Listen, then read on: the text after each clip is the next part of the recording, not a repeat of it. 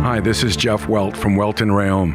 Dan and I have been in business together for over 22 years. We're not your typical lawyers. When Dan's not working in the office, he's flying his stunt plane. When I'm not in the office, I'm either getting tattooed, bowling, riding a motorcycle, or going to concerts. We might not be your typical attorneys, but we are aggressive attorneys, and we'll do whatever it takes to get you what you deserve. Consultations are always free. Call us anytime, 24/7. Welt and Rayom can help. Hi, this is Jeff Welt from Welt and Rayom. After 40 years, the Big Cheese Miami is still producing great Italian food. They started in 1984. Since then, they've been front in Miami. Visit them for great food, amazing service. Witness the decades of Cane's memories. The walls are like a Miami Hurricanes Hall of Fame. The Big Cheese delivers anything on its menu or party platter menu to your home, office, or even a park for a picnic. Located at 8080 Southwest 67th Avenue, Miami. Call 305-662-6855. TheBigCheeseMiami.com, where they serve large portions at family prices. There's just one place to celebrate our happy new model year. Acura of Pembroke Pines. Plus last chance savings on a 2024 RDX. $379 a month at Acura of Pembroke Pines. There's just one place.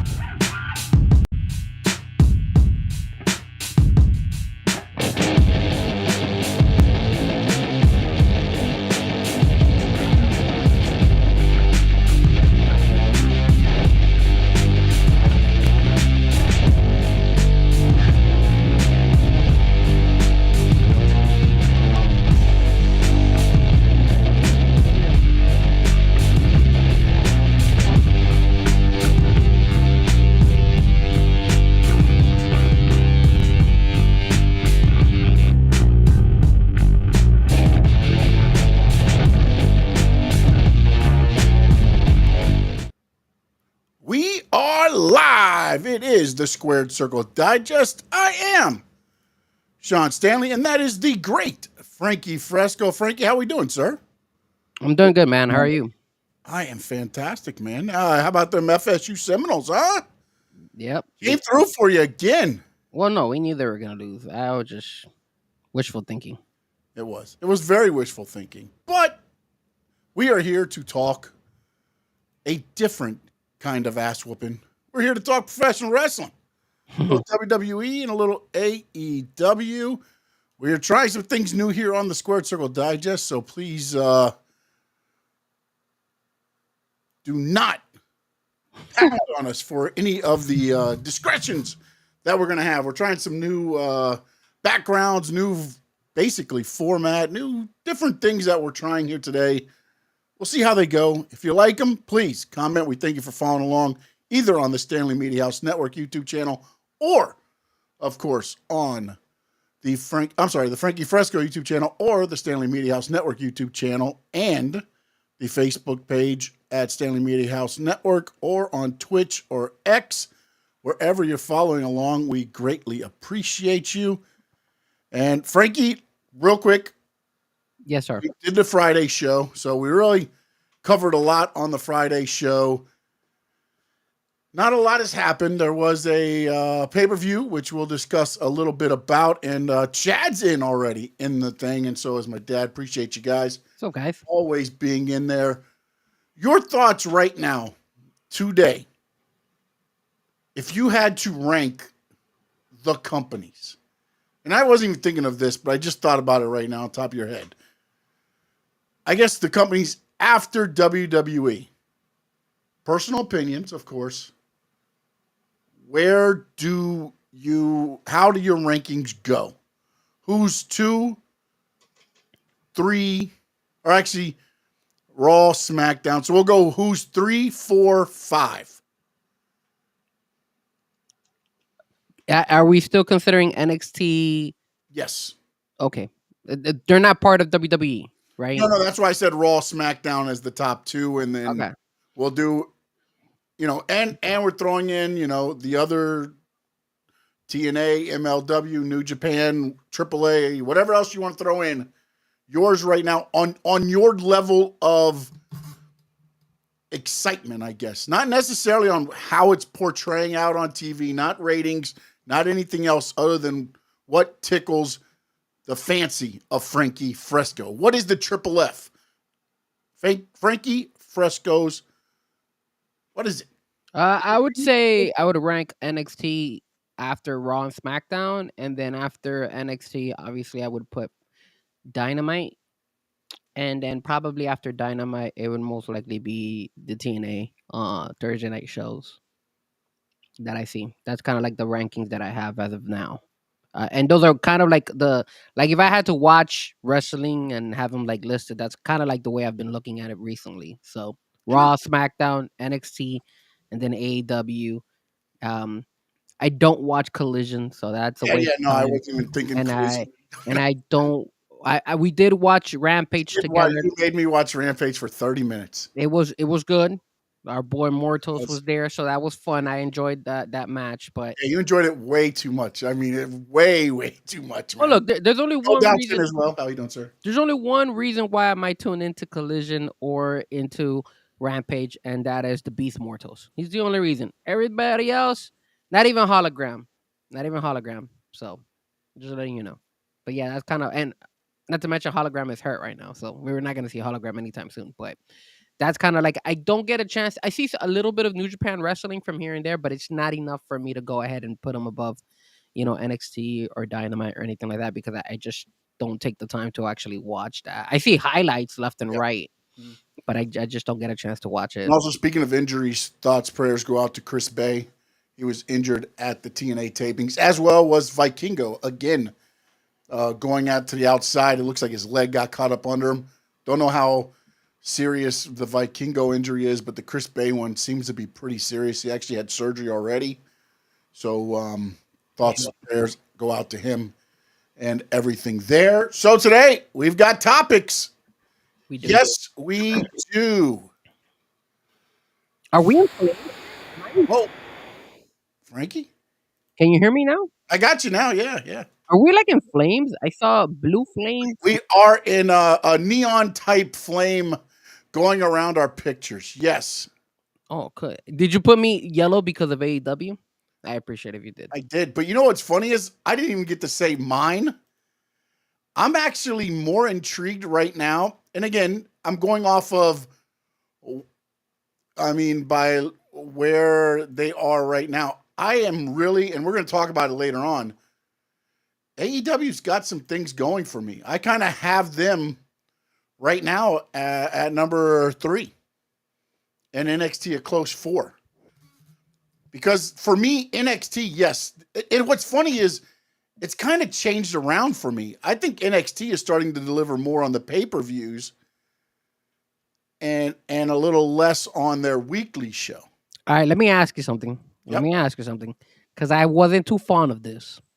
What do you think of Busted Open, Dave LaGretta, and Bully being now included in NXT? Obviously, I believe they signed a contract with them. That's gonna be talked about in our second segment there. If you see it on the board there, the NXT ECW Arena show.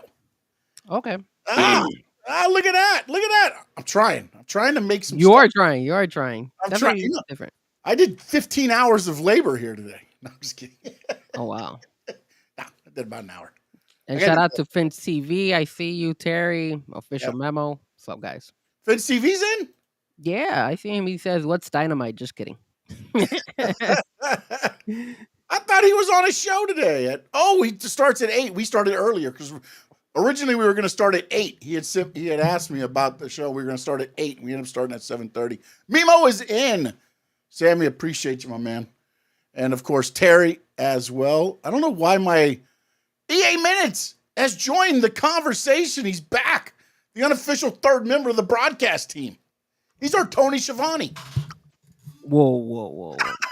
I heard you know what's funny? Who was it? I heard somebody say it like when it comes to Tony Khan and Aaron Rodgers, who's more delusional between those two.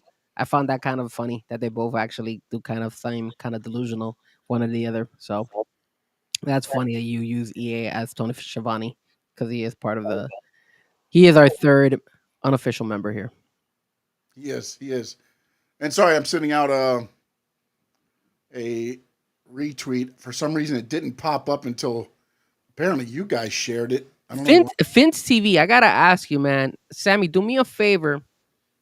Let me know when you're free. I might we might have to talk.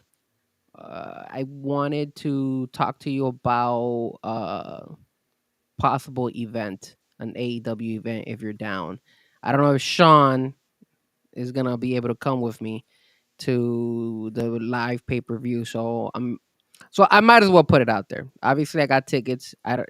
I obviously I want Sean to come, but I think Sean might be able to get some other stuff. So Sean, we'll talk about that off the screen, I guess.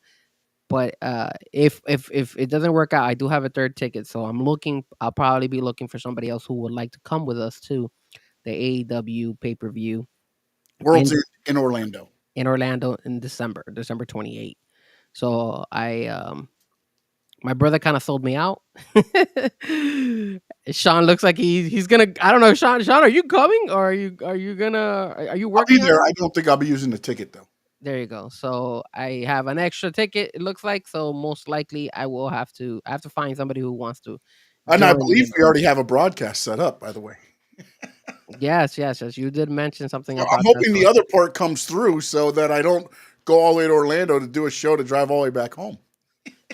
Chad, maybe Chad. Chad, that's another individual that might Yeah. be interested. Chad, let me know. Maybe we could do something. I mean, he just said up here in the other part, let's not let facts get in the way of a good story here. Appreciate you guys. I know I've been in and out these last few months. This job and damn kids messing up all my priorities. But he's going to get away to go to Orlando for an AEW pay-per-view. You almost sound like Tony Khan. Yeah, I mean, I wanted to go to that, Oh, and Did I put that up there? what? Oh, no. I'm sorry. It threw me off. I guess when you hover over, I can see underneath. I thought it was on our live show, and it wasn't. Never mind. I'm sorry. Again, guys, don't mind us. We have I love the new format. Yes, Fifth TV, we're working on it. That's why buddy. that's why you see a couple little hiccups here and there. So It's so working on odd. Like StreamYard was. I'll pull the curtain back. StreamYard is very basic. It's you hit the thing, it pops up. Yeah, you have to do a little bit. Whereas this one is everything, and you'll see the difference in between. Because I thought I got ahead. I thought I got ahead of everything. I set up all the slides with your camera. Here's the only problem. I guess because I sent a new invite, a new camera came in. So now all those are void. I got to keep putting you in each time. amazing. I love it. This is fantastic, buddy. It's Yes, good, man. the official Kane Fireboarders are on. That's our new thing. That's going to be our thing. Look at that. Look at the people noticing the detail. Yeah, and we're going to be bringing in the wheel of fun. We're going to use a shit ton, by the way. But I want to do this. Since you're in the chat and everybody's watching us right now, send us topics. We're going to put on the wheel, and at the end of the show, we're going to spin the wheel, and whatever topic it lands on, we're going to have to talk about it. Duplicate him and paste. Oh, shit. Look at this guy. Sending out tips in the middle of the show. I love you, Sammy. I love you, buddy. Thank you. Hey, yeah, exactly, Chad. That's the reason why we have made the move to the other platform because yes, they did spike it up. Spike it up, man. They doubled that shit. Yeah, and then obviously this one gives us a little bit more liberty to broadcast in different platforms more than StreamYard. So it guys, there's a lot to it. Sean is definitely amazing when it comes to producing. So. Oh, and also my grandson Kai's watching. So Kai, Grandpa loves you. So, all right. So just Frankie is still learning. As of right now, let me talk to you. For Wednesday, we'll still be on StreamYards. I'm working on it, but I still have that for at least about a month. So I'll probably be using StreamYards for that. But then I'll probably be moving on to this new platform as well. So you'll probably see some new stuff on my show as well. So just letting you guys know. So No, definitely. I mean, this is going to be as we get better Yeah, look at that. Look at No Doubt. Already got the topic up there. I like it. That's one. We could talk. We one. definitely want to talk about Yeah. that. Hopefully, he lands on that. Well, we will not have the wheel this week. We need the topics this week so that we can have the wheel for next week. So, Oh my God! But Sean, you need to specify this to the people, because if the people didn't know, I thought you were going to talk about it right now. I thought you were going to. how am I going to circulate the wheel right now with topics that they're giving us now? I don't know. You made it you made it seem like that's what they were gonna do. That was what you were gonna do. But okay, never mind. I don't know. If we have enough time, I'll try to populate the wheel as I'm talking here. The first thing I wanted to talk about and was the bloodline and where they're heading with that. You mean the F up of the bloodline, right? The F up of the bloodline. Go ahead. The floor is yours, sir. All right, so let's talk about this crappy storyline when it comes to the bloodline. Number one, it's ridiculous how WWE keeps making the bloodline so weak. The Bloodline 2.0, so weak. The bloodline 2.0, yes. I don't get why they're. It looks like in the past year, Triple H's storylines have drastically become from like really awesome to now like, hey, I'm just getting it done and that's it.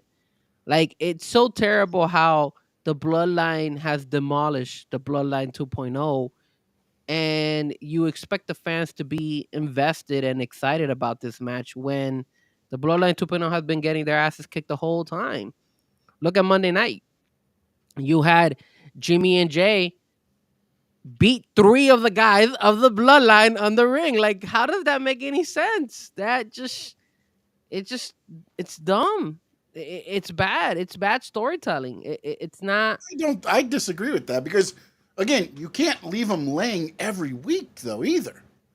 But you can't put 2 to get over 3 like that either, because this is not the first time. Tonga and Tongaloa, which are I don't even know why they're there, but they're there to be the beat up guys. And then you saw them have to, 2 super kick each, and then the third one was a double super kick. Yeah, that's Fatu out of the ring, still landed on his feet and stayed strong. Did it really stay strong? You got 2 guys who just knocked out all 3 of the guys right there on the ring. Well, they only got Jacob Fatu out of the ring. It doesn't matter. You still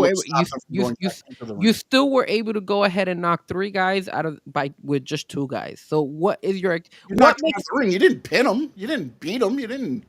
It'd be different. I think that changes it for me. If they would have went in there 3-on-2 and won the match, then I would say yes, you're 100% correct. Sean, if we're in a fight, if we're in a dog fight, you and me, and we're going against. I'm leaving your ass. Screw that, buddy. All right, so then let's say, for example, me and Finch TV. Me and Finch TV are in it because Sean is telling me out. He's leaving you too, buddy. Finch TV got my back. Oh no, nobody's got your back, man. And then all of a sudden, I always got your back. By the way, all of a sudden, I got you, EA Minutes. I got you, EA Minutes, and No Doubt, all 3 of you guys coming at me and Finch TV, and we kick all 3 of you guys' ass out of the ring. Exactly. You see how you're laughing? Because it's true. Why would 2 guys? You're talking about me, DJ Memo, and EA Minutes. We're not. No. I didn't say DJ. Why are you insulting No Doubt? I didn't put Memo on there. I said No Doubt, EA Minutes, and you. I didn't. I'm sorry. I said Memo in the thing, and I automatically. All right, sorry. So No Doubt, myself, and EA Minutes. Yeah, you guys 3, and then me and Finch TV are there, and we are able to whoop all 3 of you guys out of the ring. Does that make any sense? Considering considering that would be something. That would be something if we were able to do that. What is the end? Like, because again, this happens at the beginning of the show. Then they run into Sammy, and it's like, well, Sammy's going to be a member of us, but he talks to Jay and is like, what are you doing? Why are you doing this again? What is going on? Then fast forward to the end of the show. Whoa. Hold on. What? You skipped something very important when that conversation between Sammy and Jay. Yeah. Sammy was saying, "Why did you get involved and all that stuff?" And at He the said end, what family what is did not Jay the say? thing. What did Jay say to him? You're not family. Okay, but he says a key word during that conversation. He said something. He used the word blood, right? I Yeah. think I No, no, believe he I said think he said you're not. Yeah, you're not family. You're not blood or something you're like not that. blood, so you wouldn't understand, right? Mhm. But let me go back. What was it when Jey Uso went against um the tribal chief? Mhm. Who was the one that came masked up and betrayed Jey Uso? Jimmy Uso. Isn't that blood? Yes, Isn't but that blood. family? Yes, but the way they look at it is, you know how like the whole adage of, you're gonna fight with your family, but it's different. Yeah, but you're contradicting the Different. whole story because you're making it seem like him, Jay, and Jimmy have this bond that it's irreplaceable, but yet they've betrayed each other before, and then you're telling Zammy, hey, look, you don't understand it because that's my brother, that's my family, but your family has betrayed you. So like, why? Of course, Sammy understands because how can that be blood? How can that be family? Once a family member betrays you in that type of form of fashion, why are you going to trust that family member? He's no longer part of your family. I Yeah, mean, he is family, but you're not going to trust him like that anymore. yeah, I don't think that's true. I don't think that's true, man. You have the blinders on. You have people that have blinders on and everywhere where they're like, oh, okay, all right. It won't happen again. They won't do it again. And what happens? They always do it again, but you put on the blinders and you say, okay, it's not going to happen again. And that's the one thing, like where it is wrestling. Yeah, that's that. No, Very now true. you're making it. You're No, making now it. quit making sense, man. Quit making sense of this all. I'm trying to tell you how we can relate it to actual, like, if Yeah, he's but I think bringing a there's still family the and people that don't learn. And ultimately, like, I think the funny part about this is, I said it last week, is I feel like the end, not end game, but one of the end roads of this whole thing is to get the whole bloodline back together with Solo, Roman, the Usos, and maybe Sammy at some point. Like, I feel like that's where this is going to end up. How they get there, they can make it as long as they want to in a way, because you saw a little bit of it last night. Jimmy goes to look, and then Jay comes out and is like, hey, you talk, and he's like, shh, look. And it's Sammy, supposedly looks like, again, optics, looks like he's sitting there talking to Solo Sikoa in the Suburban. What's he saying or what was being said? You know what I'm saying? Like, I just feel like at some point it comes down to, the enemy of my enemy is my friend. And that's kind of where this is going in a way. I just don't see Sammy joining the Bloodline 2.0. He's always going to be in the Bloodline. Oh no, yeah. I would think that. Yeah. So But also I think all, they're going to play the long game to get there because but that's again, boring. if anybody has seen the spoiler, That's too what happens on predictable. SmackDown. But that's too predictable, Sean. We've already spoken about this. I've already mentioned this a couple times that this is all predictable. Yeah, but All this what stuff we would be see. unpredictable? What, to bring the Rock in as the fourth person? Like, No, because want to obviously that would happen. be predictable It's a too. story, man. I mean, I don't know what you want. If you're reading a novel I want and you some understand the surprise. novel, you're going to start seeing little things. Maybe there's a surprise here and there, but what would be the big surprise? You got Paul Heyman turns on Roman Reigns and the Bloodline and joins the Bloodline 2.0 and brings a fifth member. That way they could have it at Survivor Series. No. Because right now you have five. Obviously, the five people are going to be Jay and Jimmy, Roman, Zammy, and most likely Cody Rhodes. Those are going to be the five. That's what I've been hearing. That's what some of the other podcasters have been saying as well. That those are the five. On the other opposite side, they had Solo, Tamatonga, Tongaloa, and Jacob Fatu. And then they don't know who the fifth person is going to be because The Rock has not agreed to be available for Survivor Series. So they're still trying to figure out. It might be one of the other one of the other family members making a debut, but that would be dumb. That, like, we already saw how Jacob Fatu is probably he's like the strongest one from the bloodline. Not even Solo is that strong anymore. And to bring another one of those guys over, it's just predictable. You need something that spices things up and you'll get an investment from your hardcore fans. Now, your I know they're not going to be catering to the hardcore fans. They're going to be catering to whoever wants to watch the show, which is fine. You're gonna go ahead and hear everybody go ahead and see like, oh, this is great, this is awesome.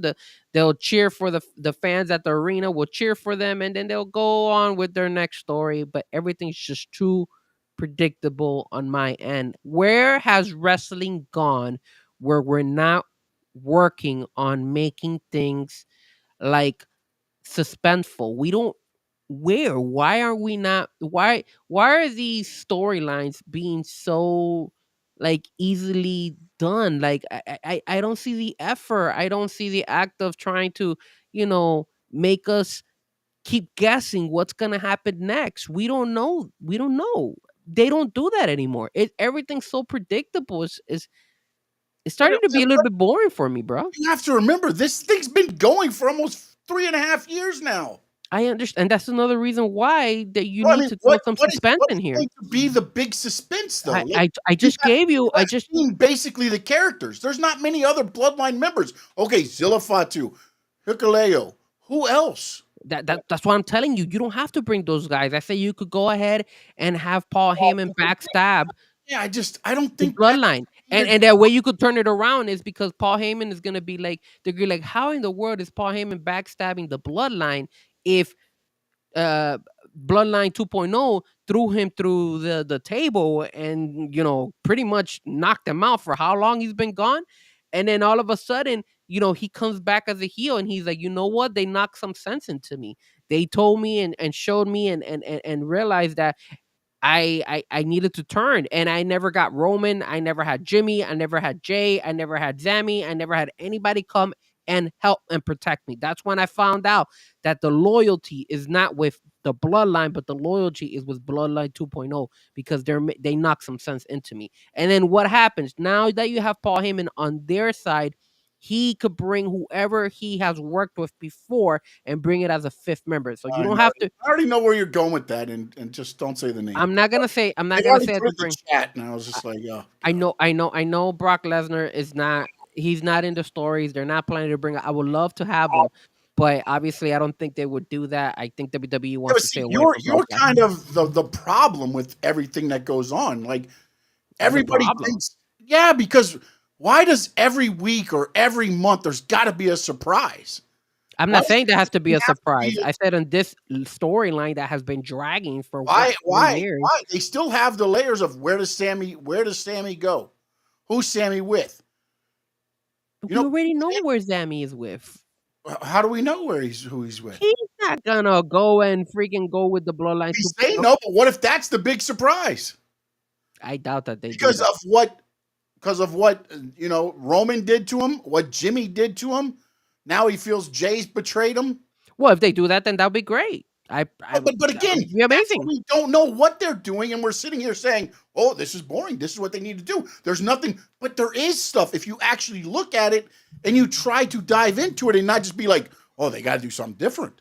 This is slowly doing something different. You don't know. Look, I get it with the spoilers and everything. We know what happens next week on SmackDown, and we know what's going to happen at Crown Jewel. We know the match, but what happens during that match?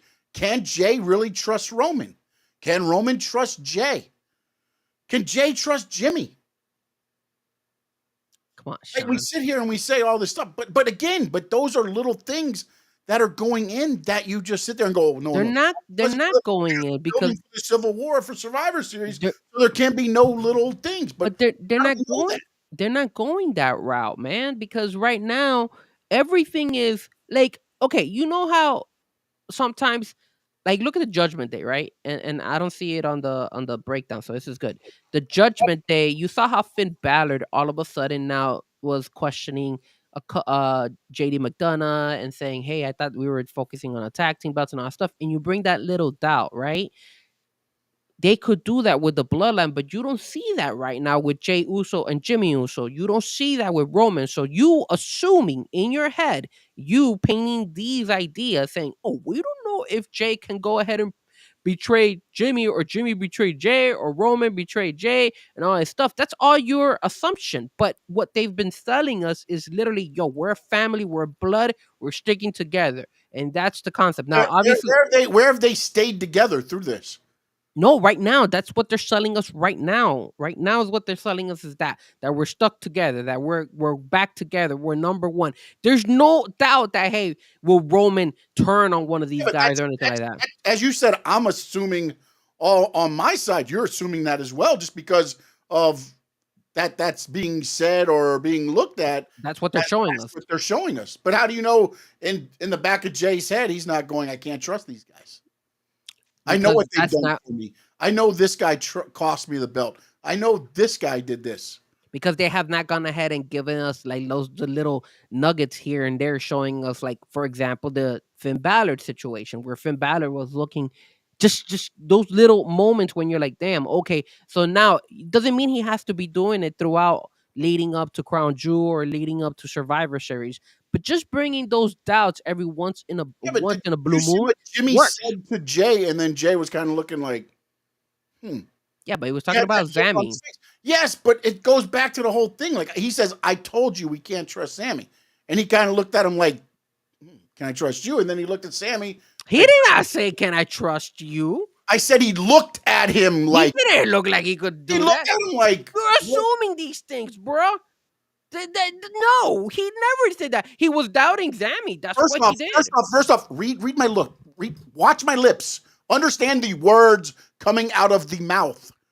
I understand the words that are coming out of the mouth. He said anything about it. Okay. The look to me said that. That's what I said. The look, his face, the facial, the eyeballs getting a little bit wide. You like to overthink things. You like to overthink things. I do, and you sit there and think it's simple. It is, because that's what they've been showing us this whole time. Simple stuff. Everything has been predictable. No, it's not. It's not, bro. Okay. All right. You're right. You're right.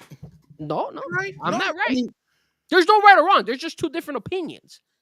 You're assuming that they're making it spontaneous. You're the only, like, you're like, oh no, this is what's happening. It's simple. It's this and that. It's not that simple, bro. If you actually sat there and watched the show instead of a simpleton and like, oh, well, we know the Civil War is coming on Survivor Series, so they can no longer be able to betray each other because thou knows on Survivor Series, they're going to be a team. So I already know that. So the next 5 weeks, I hope they can surprise me a lot because I already know what's going to happen. I hope they could make it. If I told you the Dolphins are going 17-0, you're going to watch every game? Yes. Are you? Yes. Why? Yes, because I'm a loyal Dolphin fan, the same way I'm a loyal wrestling fan. Are you really? Because you watch it, you're watching it as Survivor Series. We know what the match is.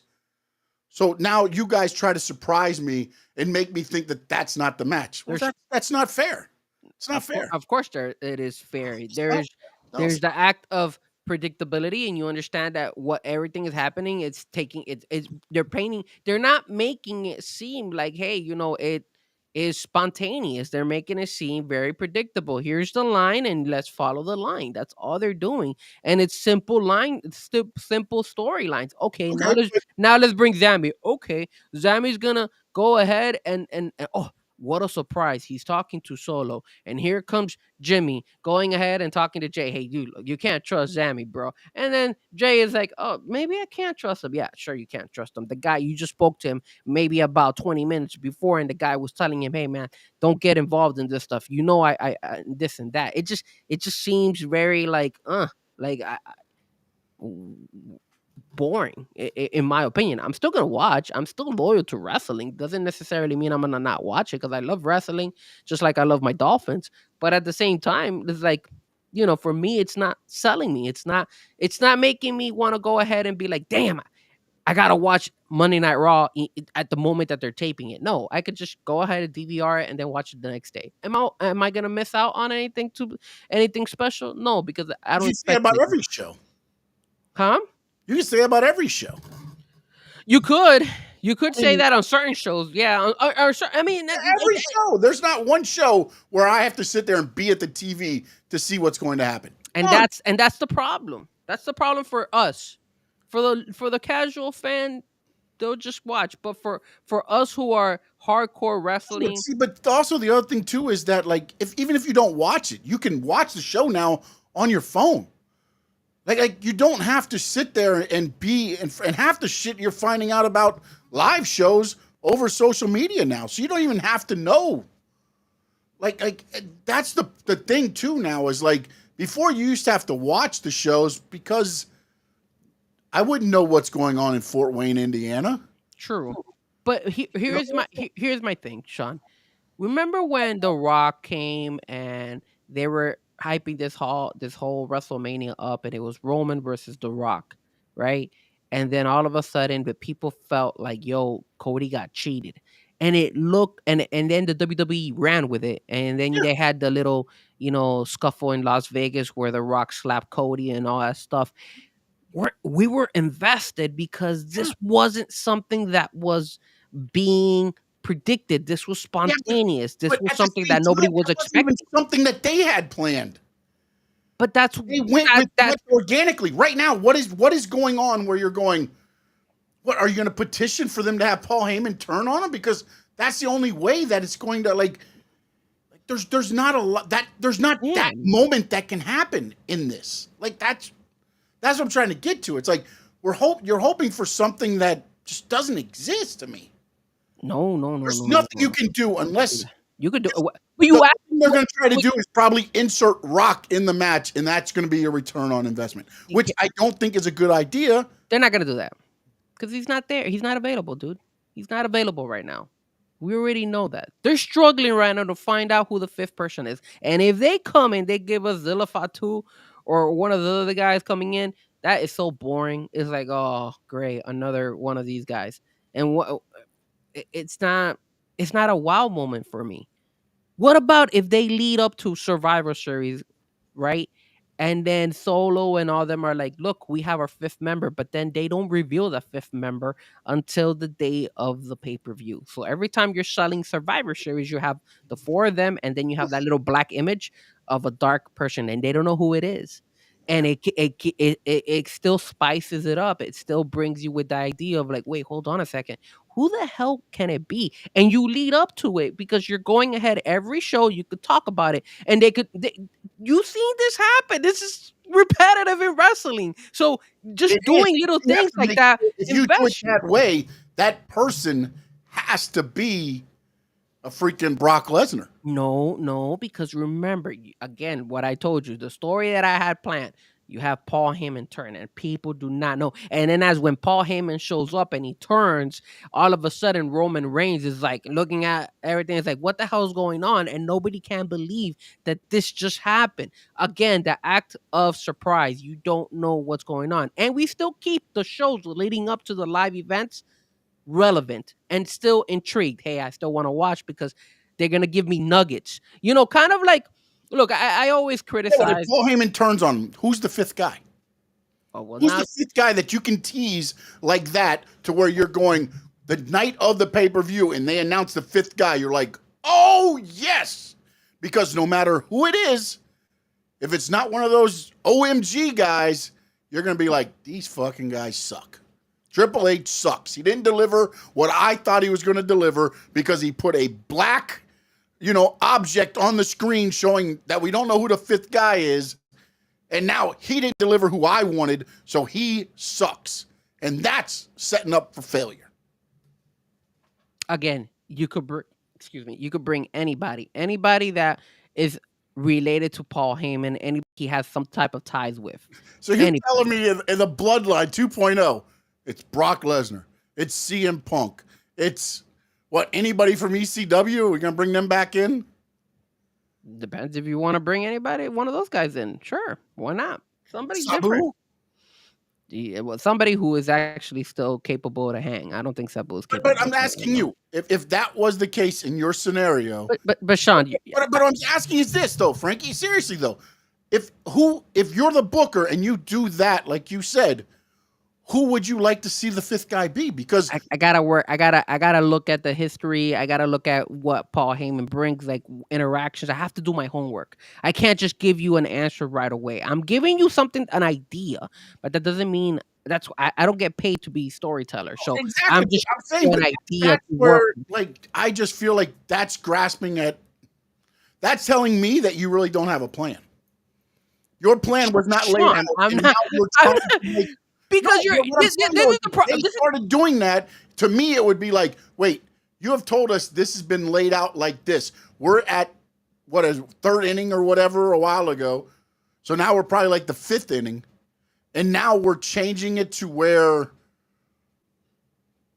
this is what we get to where we're teasing to who the fifth person in a Civil War Survivor Series War Games is. We're not going to tell you who it is because Yeah. that's the surprise. Yeah, definitely, man. And not only that, I mean, look, if you want me to think out, because this is the problem.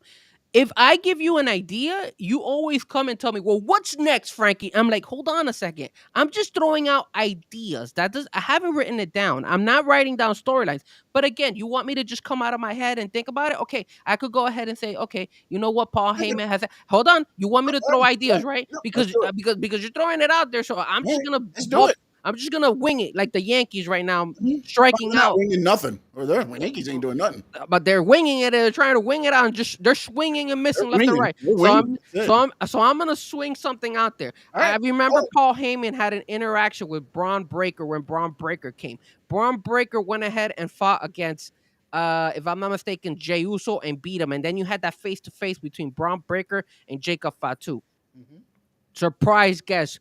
Paul Heyman comes. He brings the fifth member. The fifth member is Braun Breaker. And everybody's surprised because everybody says, how is Braun Breaker going to be the fifth member if he has no ties whatsoever to the bloodline? He probably was going to fight Jacob Fatu, but now all of a sudden he's part of it. And that brings mystery. That brings suspense. Nobody knows. And then all of a sudden you could twist it and turn it. Solo can say, I spoke to the wise man. The wise man told me Braun Breaker is the right person to bring in. Not only is Braun Breaker beaten Jey Uso, and that's one of the reasons why we brought him into the Bloodline 2.0. But I knew he was going to make our side stronger because our side sucks. We get three of our guys get beat by two guys. Look how I am going ahead and throwing different freaking ideas out of the blue, swinging. And I could be striking out like the Yankees, but I'm swinging and I'm throwing stuff like that. And I'm not even writing this stuff down, Chuck. Not even writing this stuff. Maybe that WWE should hire me right now because right now I'm throwing ideas out there. And look at that. Sean is like, oh, how did Frankie come up with that idea? And No, bro, I don't disagree with that idea. That's not a bad idea. But the only thing I would say is this. Again, when you sit down and you look at, quote unquote, what WWE has done in the past, most of their shows are written from WrestleMania to WrestleMania. Okay? Mm-hmm. They already have, and then again, injuries happen and they, slide people out and this and that. Okay? So then if that is the case, then that was already, to me, would have already been in the plan because now they know what they're going to do with Braun Breaker going afterwards. Does he keep working with Jay? Jay goes back after the title again. You know what I'm saying? Like there's going to be interaction in there. That's not a terrible idea. I'm not gonna shoot that down, but they would already have the game plan coming out of it is what I'm saying is like to me to just throw something, that would tell me that wait a minute, this is in trouble because now we're starting to, like, wait a minute, or they're starting. It's almost like desperation to me. If it's like that, and they're teasing it, and it's not like a Braun Breaker or something like that, and it's some bigger guy to where it's like a one-off. Oh, we bring Goldberg in for one match with the, you know what I'm saying? Like, then I would be like, Bloodline Angle's in trouble because they don't know what they're doing, where they're going after this. Because that, at least with Braun. There's stories out of that, like you said. That would at least, depending on what way they go, there's other stories there. You can go back to him and Sammy. There's history there too. If Sammy is involved in the match, you know what I'm saying? Like there's things there that would make sense. And then you can again intertwine coming out of it. You still have the bloodline stuff, and then you still have the other stuff. And Steven Gonzalez, nobody gives a damn that you're here. Oh, we're happy you're here, buddy. Shout out to Steven, brother. Shout out, man. And EA minutes, I know, Braun. I know. And again, man, I understand that WWE rights for WrestleMania and far apart. Like they're like, hey, we gotta make storylines way, you know, 'cause it's a lot of shows, right? They have like an arc for each person, so that by the time you get to WrestleMania, it's ending their arc. So it goes up, and it starts getting to where But I think what they're doing. So I think that's when you kind of can sometimes tweak a little bit, man. Like it's a new age. tweak is good. It's a new age. Change bad. Change is not bad, man. Change is always good. Dude, Change if is the always angle good. that you have sold us that we're only in the third inning. If you're telling me you're in the third inning, then you know the end game. Yeah, but the end game just seems like it's just a straight line. We need sometimes lines to curve, to go up, down, down and around all over. Not really, man. We all knew they were gonna bring Zammy into this. They needed 5 guys. We all knew who else was gonna fit them. We knew that. They could have figured out a way to. Can I tell you something though? What? If it's supposed to be 5 guys, there's still 1 guy short. On the Bloodline 2.0. No, on Roman's side. No, because you have Jay, Jimmy, Roman, Zammy, and Cody. I don't know if Cody's going to be in that, man. Cody will be in there. Cody's in there, bro. I think you got Cody KO. Oh, no, you probably have KO and Randy at Survivor Series. Oh, you know what? If you want to go ahead. That's this week, right? Did they make that for Crown Jewel? I'm sorry. I don't know the match. Randy Orton, did they? I have to look at the list. I haven't looked at the matches. I gotta look them up. Yeah. And I know we gotta do predictions too. It's on our list, Crown Jewel predictions. We don't know the matches. But don't worry. That's why we're doing the predictions. Freddie Freeman had another 2 home run. You holy shit. You want to know something? See how spontaneous we are, that we went ahead and put Crown Jewel predictions, but neither you nor me know what our picks are gonna be. Because if we were that timeline and we were that storytelling and we would keep it that simple, we would have already spoken about this yesterday or earlier today and be like, okay, Sean, who do you got? This and that. And then the people tuning in on YouTube, Twitch, X, all that, don't forget to hit the like, don't forget to hit the subscribe. We'll go ahead and be like, yo, these guys are boring because we already know what they already know what they're doing. And as a matter of fact, we're spontaneous. We go by what's being thrown at us. And that's what I love about it. You see? That's the deal. 5th mystery member to counteract final boss. I got it. Super obvious. Stone Cold. I am waiting for it to be like John Cena or something. Like this is Cena's. Bring back the Taker. Oh my goodness. Yeah. Bring back Taker, baby. Why not? All right. Let's move on to topic number 2. And it is the NXT going to the ECW arena. And what's interesting about this, Frankie Fresco, is it's going head to head with Dynamite on November 6th because of the election coverage on CW on the 5th. They're moving NXT to the 6th, and now they are going to go head to head with AEW Dynamite November 6th, and they're going to the ECW arena. And you kind of brought up they had Busted Open Radio at the pay-per-view this weekend, and they did. And they announced a couple of superstars that are going to be a part of the show. So far, what's been announced has been Is Sabu gonna be there? I don't think he is, man. Is the Sandman gonna be there? I don't know.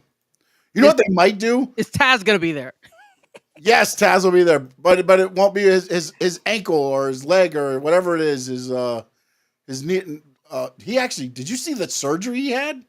I thought the reason why they took him out. He had a total knee replacement. It looks jacked up, bro. I thought they took him out of AEW because they were gonna bring Taz for the NXT ECW arena. That's what they were doing.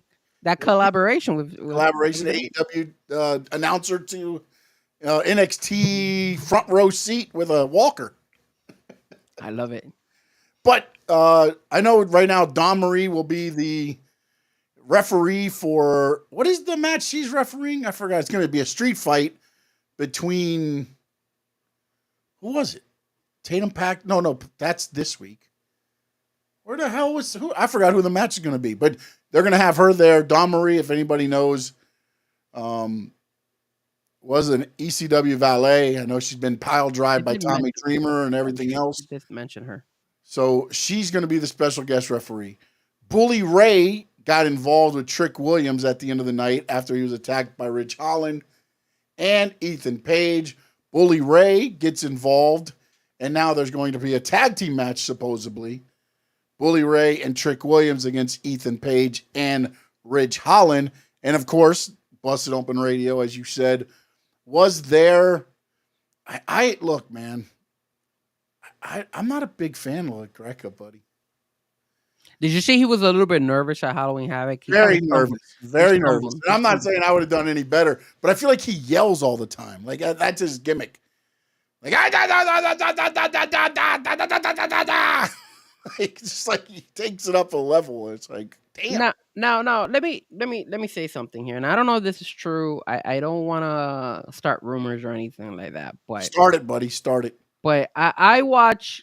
If you guys, I watch different wrestling podcasts, and there's also another podcast that I watch that is with Vince Russo and Dr. Chris. What's his name? Dr. Chris. I think, what is it? Featherstone. Dr. Chris Featherstone. So they have Trader. Idiots. Anyway, so they mentioned something on there, right? And one of the things that they mentioned, now, correct me if I'm wrong. I don't know if they're just talking up their ass or if they were actually saying about it, but they said that, and this was Vince Russo who mentioned this, that apparently Busted Open now, because they signed with WWE for this NXT stuff, that they were now kind of bad mouthing AEW on the Busted Open show on SiriusXM because are criticizing AEW a lot harsher now that they're part of the WWE world for now. Is that true? I haven't heard Busted Open. No, listen, Busted Open now, Bully Ray's always been pretty critical of AEW on certain things. I mean, you know, he's kind of like me, where he likes the wrestling in the ring, but like, why is the ref doing this? Why is this tag team partner doing this? Why is this guy doing this? The little things that irk him there. Now, he's always been there, always done that. Now, here's the thing, though, too, is I feel like LaGreca's like that company guy. Like, he's like, we got to tiptoe because we need to have Tony Khan on the show. Oh, we got to tiptoe because Jericho needs to be on the show. We got to tiptoe because, you know, so he always kind of balanced it out. And then they had Mark Henry, who was at the time with AEW. You know, you have Tommy Dreamer. You have Thunder Rosa. You know, like all of them from AEW, of AEW. So, like, do I think, you know, maybe they got a little harsher on it because of maybe LaGreca's just like, screw it, he's not happy. Maybe he felt betrayed by something that he thought he was going to get from them and he didn't. And now he's got WWE behind him. Or, I mean, maybe possibly but they did kind of go after them before too. Now, I mean, I'm not going to sit there and say like they never went after AEW. They did. The problem is a little bit, I think, balanced because Bully Ray would attack and then LaGreca would kind of go, and maybe LaGreca's finally just been like, screw it. They're not doing they're not giving us anybody anymore, so I'm going to do whatever. So, but again, I haven't been listening to their show recently. I've been very busy. But I have heard their show before on SiriusXM, and obviously, yes, you're right. I have seen Bully Ray. He's very critical. He doesn't every Dynamite. After every Dynamite, he goes live. He doesn't sugarcoat it. He tells what's in his and he mind. doesn't sugarcoat either way, too. By the way, that is true. So that's why I when Vince Russo mentioned that, I was like, really? Are they really now like going kind of like siding more with WWE and talking more stuff about Well, AEW? also, I don't know. I gotta tune in. I here's the gotta thing watch it. too, though. You have to remember one other thing, or a couple things here. Mark Henry left AEW. Mm-hmm. I don't know what that situation is. And Thunder Rosa, what's her situation with AEW? So maybe there's other stuff being said behind the scenes that they're getting on board or getting off of the AEW train. That's Tommy Dreamer's TNA. So again, That is true. That is true. when you look at it, it's like, okay. And again, everybody looks at things different ways, man. So And as a matter of fact, hold on, I just got some news here that apparently Rob Van Dam is backstage in NXT. okay, so he'll probably be, because that'll be next week. Actually, next Wednesday is the NXT show. Mm-hmm. So he'll probably make an announcement, and he'll probably be there as well. That's what I'm saying. Like this show, they could just have people in the audience, like they do at the pay-per-view, the PLEs. They stand up, and it's Sabu and all the ECW originals there in the front row getting their accolades during the show. The only thing that I don't know is, I believe that's a pretty small venue. That it? Well, it fits. I mean, it fits some people, but again, I don't know how they're going to have it set up. I don't know how they're going to. And then honestly, like I honestly feel at Crown Jewel, Paul Heyman shows up. Yeah, I wouldn't be surprised. And the only reason I say that is because I feel like Paul Heyman needs to be at the NXT 2300 arena on camera to get that reaction from the crowd when he walks out. And again, you could do it live crowd and not on TV. But man, could you imagine that crowd going crazy if they played the ECW song at the beginning and Paul Heyman came out to it? Here's my issue. Here's my thing. If obviously NXT is going to be in this ECW arena, they better go extreme. Like you can't be in that. You cannot be in that arena and not go extreme. Well, that you're should be a having one-off. street fight with the women. The women are having a street fight. I forgot who's in it. No, I need to see like 30 tables piled up and somebody going through all 30 tables. That's how I look at it in Good old ECW. Frankie Fresco. You cannot. If you don't put somebody through 30 tables, you're not worthy of that building. You're not. I better she crack skulls out there. I better she. It should be. I better she. When they get like you better put your whole roster on the injured reserve list. You gotta do it, baby. ECW. You wanna make this such a huge sale for NXT? Make it a monumental moment. Bring the ECW vibes, bro. That's what I want. One show where it goes extreme that nobody ever saw NXT do. And I bet you it will be successful. Will they get her? Who cares? It's extreme wrestling. That's right. Who cares if there's a show on the 12th next week? Everybody could be injured.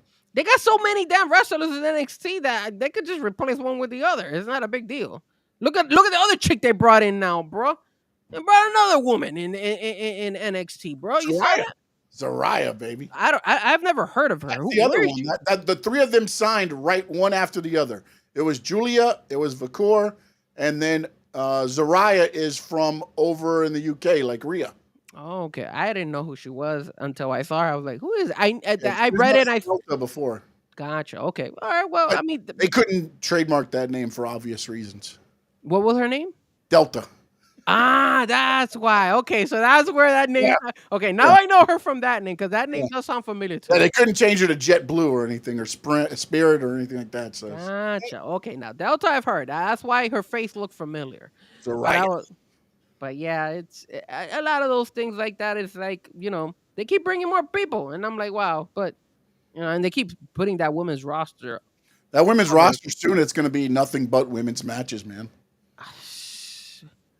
It's insane. I mean, it's scary how many good women are in that male roster. They've got a pretty good damn male roster too. They do. You look at it, man. I mean, it's Trick Williams, it's Ethan Page, it's Tony D'Angelo, it's Oba Femi, it's Wes Lee.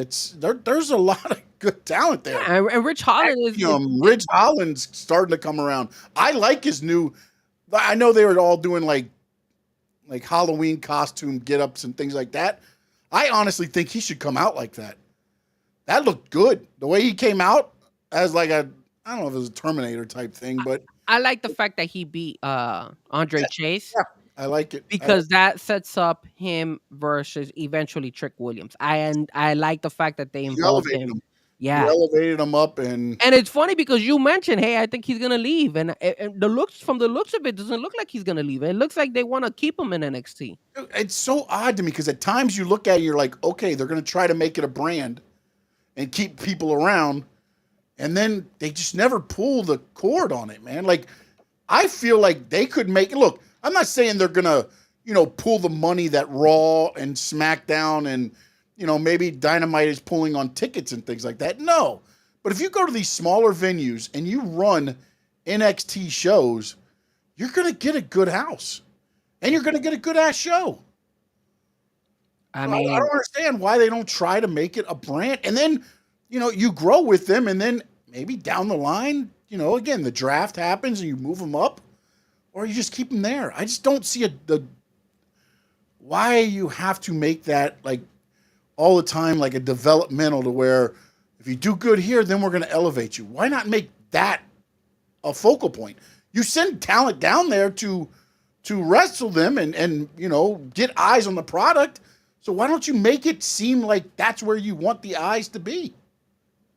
true. I agree with you 100%. At one point in time, I wanted it to be just a developmental wrestling, but I want it to be its own brand now. I think they have enough, especially with the amount of like new faces that they have and their talent there. I think it stands out. And let's not forget that they're taking, they've been doing shows outside of Orlando. So if they're doing these shows outside of Orlando, why not go ahead and start making it happen, And they do the Florida circuit all the time with their live shows.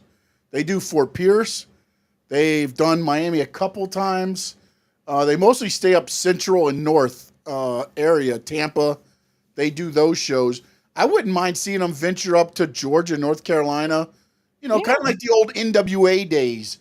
It was Florida, Georgia, North Carolina, Virginia, South Carolina, Alabama, Tennessee. Maybe try even like a little bit of, I don't know if you can get that like the Texas area or something like that. But if you keep that area there and travel, you're not really doing a lot logistically because technically you could drive it. You could drive a truck around and hit the different areas. And in the ECW arena, is that the one that they're going to have Lola Vice versus Jada Parker? Is that the one? Is that the street fight? That is the street fight, and Don Marie is the that's the one I was is thinking. the referee. Yeah. And then also I heard they're talking about doing possibly an 8 women or a 10 women tag team extravaganza and bringing Lita in for that because she wrestled in ECW as Miss Congeniality. See, those. So, but again, you got to be there's talk extreme. that they might do that as well. Bring in Joe Henry. Dude, you know what? You in the show with Joe Hendry caning people? Bro. Bro, not only that, Joe Henry comes, and then you know how I would start, how I would end the show with like Joe Henry comes out or Shawn Michaels comes out, and Shawn Michaels is like talking and stuff, and then Joe Henry comes, and when Joe Henry comes, all of a sudden he grabs like a glass, like a bottle, and he smashes it right on Shawn Michaels' head, busts it wide open, and then they end the show that way. What a way to the extreme. And then here's the fight. TNA versus NXT. What you think about that, sir? Look at that. Storyline. I kind of like it a little bit, but this is what I would do. I would hit his music because if they set up the ECW like they used to at ECW, if they set up the NXT, there's a stage and then you kind of walk down a couple steps. The stage area is set up well enough to where I think it's like one of those old school stages where you pull the curtain and the curtain comes across, at least judging by like how ECW did it. And I may be wrong because they may have just had it set up to where the cameras didn't catch everything. But as soon as he goes to walk out, and then I would cane him right there. Don't even let him get to the ring. As soon as he walks out, the crowd pops, bam. And then have him stand over him. I would even, dude, Joe Hendry right now, like, if I was him, I would do the old Sandman thing. As soon as I caned him, I would stand over him, lift the cane up, like an old ECW scene and just stand there. Because he's got the blonde hair like Sandman too, so it'd be And it would you be and so you funny. and you know why we want to involve Joe Henry was because Joe Henry got We believe, screwed. baby. We believe. Nobody else believes. I believe in But Joe. but not only that, he got screwed on the pay-per-view. Yeah, he did. Goddamn. And wasn't Bully Ray who screwed him Kazarian, over too? whatever. What? Who screwed Joe Henry in that pay-per-view? Wasn't it Bully Ray who screwed him over too? JBL. Oh, I'm sorry, it was JBL. There you go. It was not. Well, I don't know why I'm thinking JBL. See, so look at the connections, bro. That's crazy. You got JBL there. You could bring JBL out there too, bro. JBL could be the fifth man in the Civil War. Yes, you could even do that. You could even see how bro. I forgot it was JBL. I don't know why I thought it was Bully Ray. No, Goodness JBL. gracious. We brought up JBL's name and we lost 2 viewers. Jesus. All right, we won't bring up JBL's name anymore. Damn. I like JBL. He wasn't bad.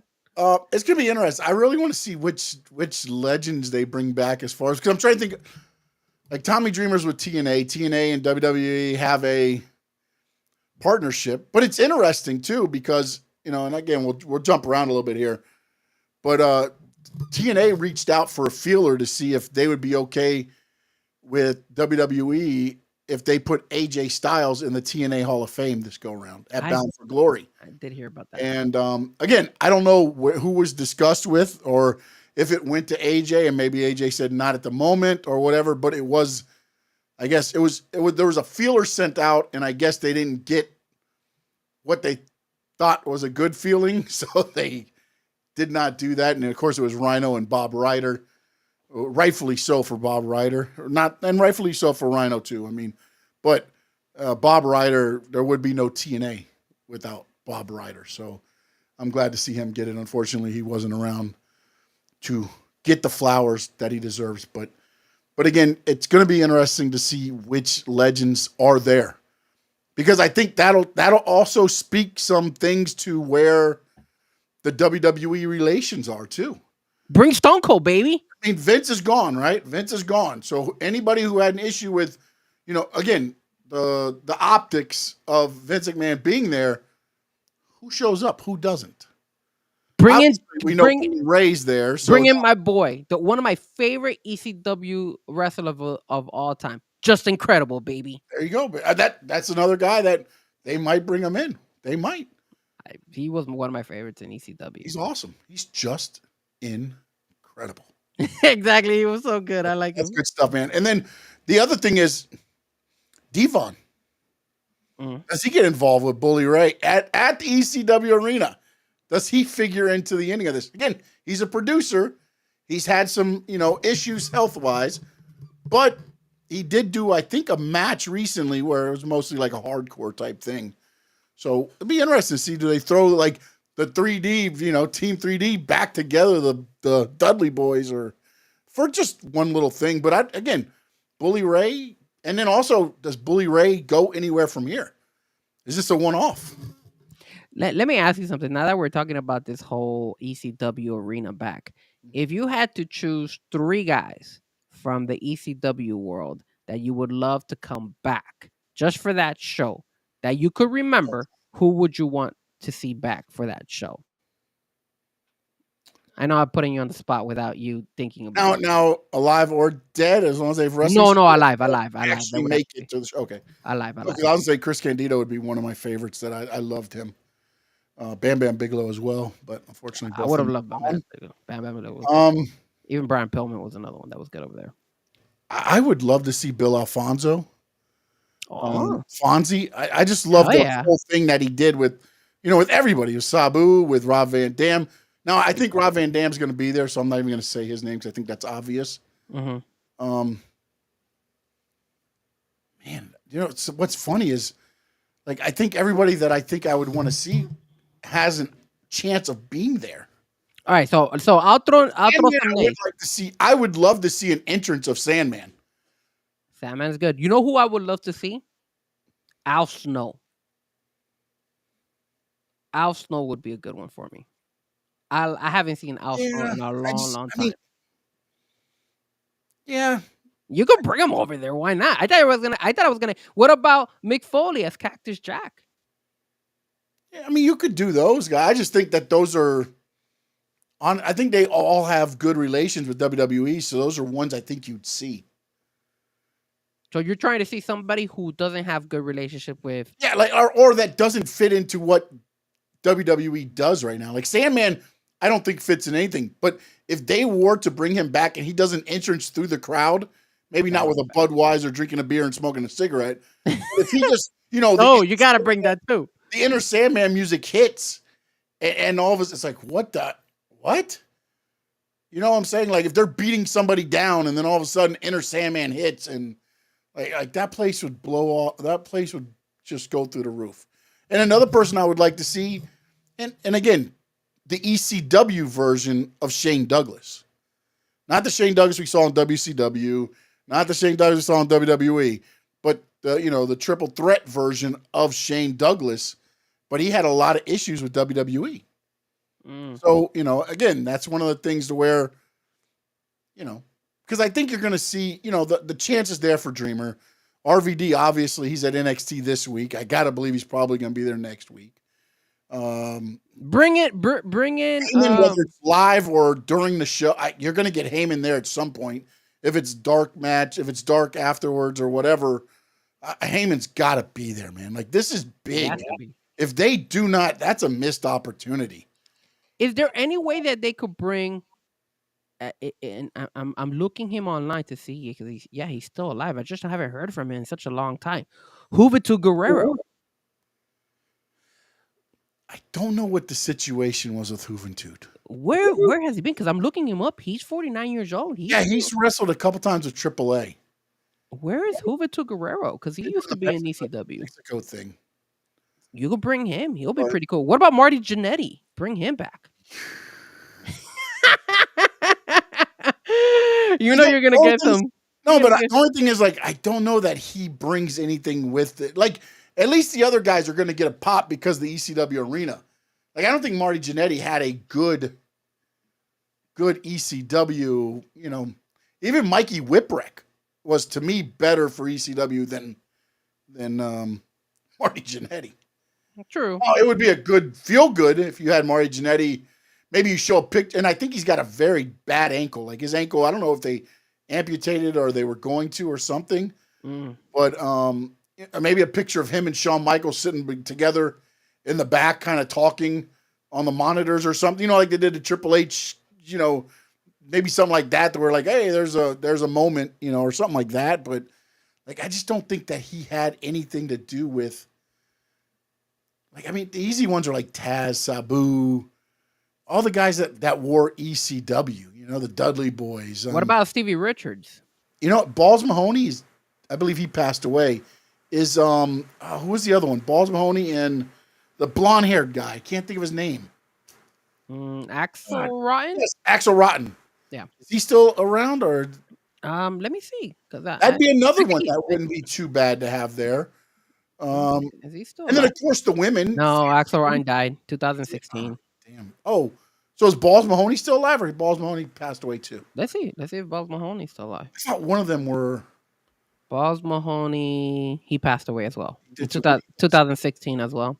Damn, man, I thought one of them were still alive. Then you got the women as well, though, too, because you got Francine. I mean, there's that's pretty much it. Jasmine, you're the problem. Jazz too. Jazz was there. Yeah. And then also, what was the other one? You bring Sonny out of jail.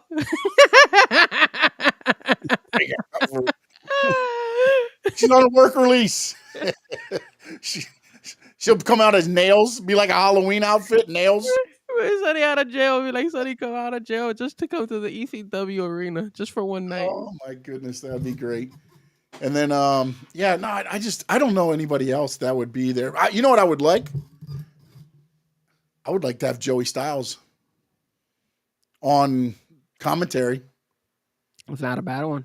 Or something. At least do something. But again, I don't know how much of it was a shoot and how much he walked out of WWE. Well, look, I got a couple of people. I mean, Dean Malenko's another one that was there. I'm looking online at their old wrestler. He's working with AEW. So. True, yeah, obviously, but it is no, he passed away. I think he passed away. Yeah, he passed away. I'm just looking at a lineup here that I found Yeah. online. No, yeah. But I don't know. Stevie Richards, Jake the Snake, but Jake the yeah. Snake, we thought they released him. Stevie Richards and Blue Meanie. Those are two guys that BWO. Maybe Jerry the King Lawler if he's not too sick. Oh no, you can't bring him in now Why? because he's the AEW. I was gonna say the other guy is now with AEW though, so I don't know. Well, I think he's with AEW. I don't know. Which other guy? What are you talking about? The the guy that was with Eminem and Billy Gunn at the PLE in the Dark Hour. That was the third guy of BWO with Stevie Richards, Blue Meanie. When the NWO was going on, okay. BWO was a thing. It was the blue guy, Big Stevie Cool, and I forgot who the other one was. Yeah, So, Conan. You bring Conan. yeah, I don't know how that's gonna fly. I don't know where Conan sits with people, man.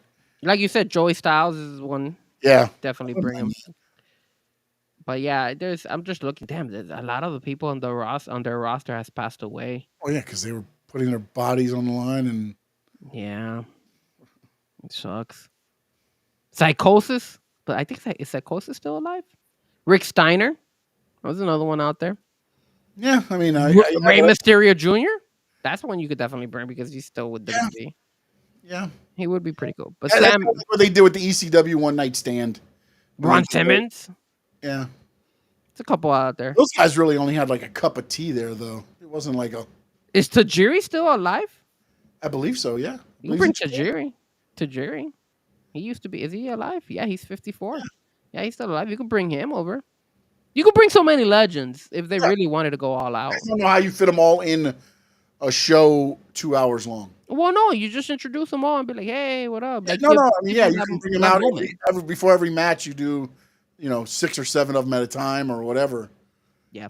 And then maybe you do something before the show to honor them better. You know what I'm saying? Give them their chance and bring them all in the ring for one last time, or after the show, That would be bring them cool. into the ring and bam, celebrate 2300. That'd be interesting. Yep. All right, time to move on to our next subject, which is jumping the aisle over to AEW. Okay, let's talk some AEW, sir. And it is the Moxley Blackpool Combat Club angle. We talked a little bit about it Friday, man. We didn't really dive into a lot of it, man. And I like it, bro. I like it. I like it. Now, are there certain things that are a little off-putting to me? Yeah. But then they had the sit-down recently, I believe it was on Saturday night on Collision, with Yuta and sitting down with Nigel McGuinness. I thought that was that was actually pretty good, man. Were you able to see that? Did you get to see that one? No, No? didn't get a chance to see that. No. Nigel McGuinness was talking to him. He's like, how could you do that to Bryan Danielson? And he was like, what's wrong? Are you mad because we took your Batman? Yeah, The that's Joker? funny. Or, you know what I'm saying? Like they put it like real life type things, and it's like, and he was like, they're showing me that, they're the only ones that care about me. Like it was odd listening to you to talk, because it's like they believe in me. They trusted in me. And it's like, but Bryan Danielson gave you everything. And then it was like, but he was lying to me. And it's like, I don't know where they're going with everything. And that's what I keep saying to everybody about the story, that I'm giving it a little bit of time to play out, because I want to see where they go with it, man, because it's very intriguing. Now, again, it gets me a little bit where the Orange Cassidy thing, where's that going? Daniel Garcia, where's that going? There's a lot of little things in there too, where I feel like it needs to be somebody bigger, but at the same time, I feel like they're setting up the band, and then they're going to add the lead singer, which I believe is going to be Bryan Danielson, at the end. Mhm. Now you're gonna bring in all your all the backup singers and everything else, And then boom, we bring in the vocalist at the end, but the stories now will be told through Orange Cassidy with what they're doing to him. They're taking out all his friends systematically. But that's the other thing too, and they kind of pointed to it the other day, and they're like, but all these people had already kind of left Orange. Orange was with the conglomeration now. Yeah.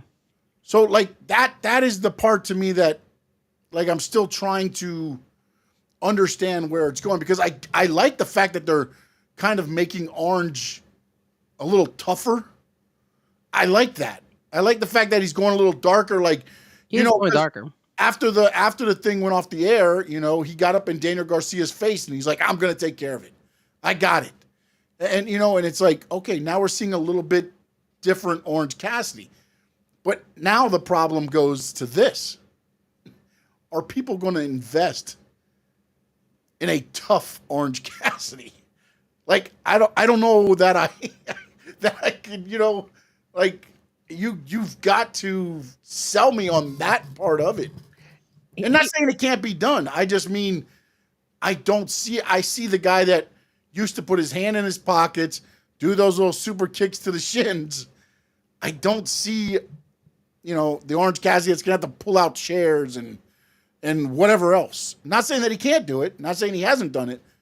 From what I've watched of him on TNA and invested in that Orange Cassidy, I don't know that you can flip me that quick by just saying that, okay, because they attacked his friends. Now he's gone dark. When I've already watched this story happen, and he didn't. Think about it. When the best friends broke up, he watched Chuck Taylor break his arm, and what happened with him and Trent Beretta? Yeah, he got destroyed. And then there was no point and then all of a sudden we didn't see any more from Chuck for a minute. Yeah, and then Trent Beretta went after Orange, but Orange never turned. Never did that like dark side to where I'm gonna beat him up because he took out my friend. And then they had one-on-one fights here and there, but yeah, but nothing to where it's like. They had that street fight that went for a while. I don't know that shows me a dark side. Like, these guys are putting people's heads in bags. Sure. Like, that's actually funny. Yes, no doubt. If he puts leather on, sold. Here's my issue with the whole Moxley BCC angle. They need to start using a little bit more of the WWE concept, where if this is going to be what is going to be leading your story for a very long time, then you need to start with it and then end with it. I feel that what AEW tends to do is that they'll start with some other story, and then somewhere in between they'll throw the BCC angle, and then they'll do a match here or there, and then all of a sudden here comes again the BCC angle, and then they'll end it with something completely different. The last two Dynamites, though, they start with them getting in a car in a desert or something. Yeah, the pickup truck, right? Talking, and then they hop in the pickup truck, and then it drives off. Then they go into the arena.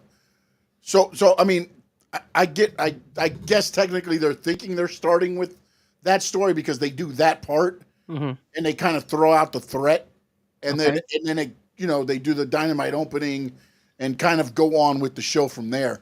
So they do a 3-minute promo with Moxley, kind of at the beginning, at least the last couple weeks. I don't know. They have. You're right about that. It's been a long time going, but they have done that, and then of course you've seen what the endings have been. Yeah, but again, like I said, I think sometimes what they tend to do is sometimes they don't start the show with that. Even though you're right, they have been starting it with the little segments, those little montages that they've been doing. But I just don't like the fact that they'll go and they'll just jump in and they'll have like a brawl or something in the middle of the show or something like that. It's like, don't give it to us too much. Give it to us at the beginning and end it at the end, and that's it. Just leave it like that. You don't have to see a fight. It's like, think about it like the bloodline, right? When you have the bloodline, they start with the bloodline. They'll go to the back, but you'll have Roman and you'll have maybe Jimmy talking or something like that. You don't see Roman attacking somebody in the back. Just to throw it out there that, hey, they're still here. Yeah, that they're still here. I think AEW needs to do that with this BCC angle. Just I don't have to go back there and then see them kicking somebody's ass. No, just have them like walking or talking or planning a strategy, or like I don't know, Weird Yoda going ahead and talking to Moxley and telling Moxley, "Yo, I want to go and attack. Let's go get Orange Cassidy or something." And Moxley's like, "Relax, I got something planned." And just build it up that way. It doesn't necessarily always have to be, "Yo, let me go kick somebody's butt." Let me go kick their ass. That's not. It kind of gets too repetitive, and I think that's the problem. And then you always get the guys, the good guys, going ahead and be like, "Yeah, we're AEW." Danny Garcia, Private Party, all those Standing guys. out in the parking lot where nobody pulls up except Marina Shafir, and then it's like, oh wait, there's a front door. Oh my goodness. So They it's make just all those guys look dumb. And then also it's like when you look at it, and I don't mean this. I guess I do mean it, but the way I'm going to say this, it's the Dark Order. It's like, I mean, if you're doing this, it goes back to the whole thing. Like I used to hate when they did Team AEW, and it was like a thrown together team of nothing. Not nothing, but like it's like, oh, we got this guy and this guy and this guy, and they can care less about AEW. Like make it Will Ospreay. I get that they're in other angles and things like that, but what if they showed up and laid out Will Ospreay in the back, even if it's hinted, just like they did with Taz, which I think the ending of that was just ridiculous. The whole thing, like it should have been Hook. Hook should have been the one that took his dad out and turned him heel. Oh, wait, Christian. What? You got Christian attacking everybody. Like, come on, man. I mean, that's another timer story. But for me, like, you could have people laid out in the back and not know what the hell happened to. And now you're thinking, oh, Kyle Fletcher did it. And then 3-4 weeks down the road, Kyle Fletcher and Ospreay are going at it, and then BCC attacks Kyle Fletcher again, or attacks Ospreay again. You know what I'm saying? Like, you don't have to have them showing that they're attacking everybody. Yeah, like remember they just did have that. people laid out and then be like, oh, that must have been like if Hook gets laid out right now, you're gonna automatically, to me, think, oh, Christian or one of those Nick Wayne or somebody did that. Not he got laid out by BCC. Like, I believe you can still start that stuff. Adam Cole laid out in the back. Oh, MJF. Remember they whatever, they did that a while back when they had the whole Adam Cole the mask the devil. The devil, when they had people laid out. Like I think it was, who was it? I think it was Jay White, and the guns were laid out or something like that, if I'm not mistaken. But yeah, they like then that. they went after MJF because they're like, you're the devil. We know you're the devil. We saw you wear the mask. And again, and same concept as WWE. Keep it suspenseful, keep it unpredictable, keep it. You're only gonna get your fan base to stick around is if you keep it suspenseful, especially how their storylines are kind of not the greatest. So you have to keep. They have to even do more than what WWE typically does, because they I need think to. if you can start getting them invested, and we've talked about this, man, if you get them invested, and it's kind of what you're saying as far as keeping it suspenseful, but it's also making them buy into Orange Cassidy the way they are buying into Bryan Danielson, buying into Daniel Garcia. You got to make them viable. If they're not, it's not going to work, because the BCC should whip their ass. You know what I'm saying? Like, it's got to be, that's the part I think, that's where I'm interested to see how they make this work. And they Because I don't see Orange Cassidy as that guy to go out there and I'm going to get revenge. I don't see it. Just like Daniel Garcia. I saw a little bit of it with the MJF, but not enough to where I go, I mean, what? Both of them together weigh as much as Moxley? But let me ask you something, Sean. Out of all the guys that you're bringing, and I know the way AEW looks at it is like, yo, we need our young talent to, we want to promote them and all that stuff. But think about it. Out of all the guys in AEW, you choose Orange Cassidy to go ahead and lead the pack. Like, how does that make any sense? Like, if I think about it, if you're comparing both companies, WWE and AEW, the heel in WWE obviously was Roman for a while. Now they have Gunther. I guess you could say Gunther is like the main guy. And on the AEW side is Moxley, who else is a heel MJF. over there? MJF. Okay, Honestly, those I two. think they're heavy. They're heel heavy. That's the problem with AEW. But check They have this out. so many antagonists and no protagonists. Okay, so now let's look at the baby faces. The baby faces in the WWE side is Cody. That's their main baby face, right? Yes. He is the number one. The main baby face, technically, based on this storyline, which is the one you're making it the AEW beginning and end of the show, is Orange Cassidy. Yeah. Or maybe Danny Yes. Garcia. Like, Yeah. how do those guys compare to a Cody Rhodes? You can't, dude. That's why it shocks me. Like, I understand. It's like they overthink things sometimes. It just doesn't make any sense. Like, if I was them, I know he's not AEW. I know he's not freaking the young talent, but you gotta put Will Ospreay. Yes. You gotta put who's another guy who's big in that. You might want to bring Ricochet, even though he's WWE, but he's selling it. But no, the right guy is Will Ospreay. He should be your biggest baby in AEW. So you make him It the should be storyline. Ospreay and Cole right now. Those are your baby faces. Because Those are they're your two guys you got to make your baby faces. those are your biggest guys to go up against, especially since Bryan Danielson is hurt and he's out.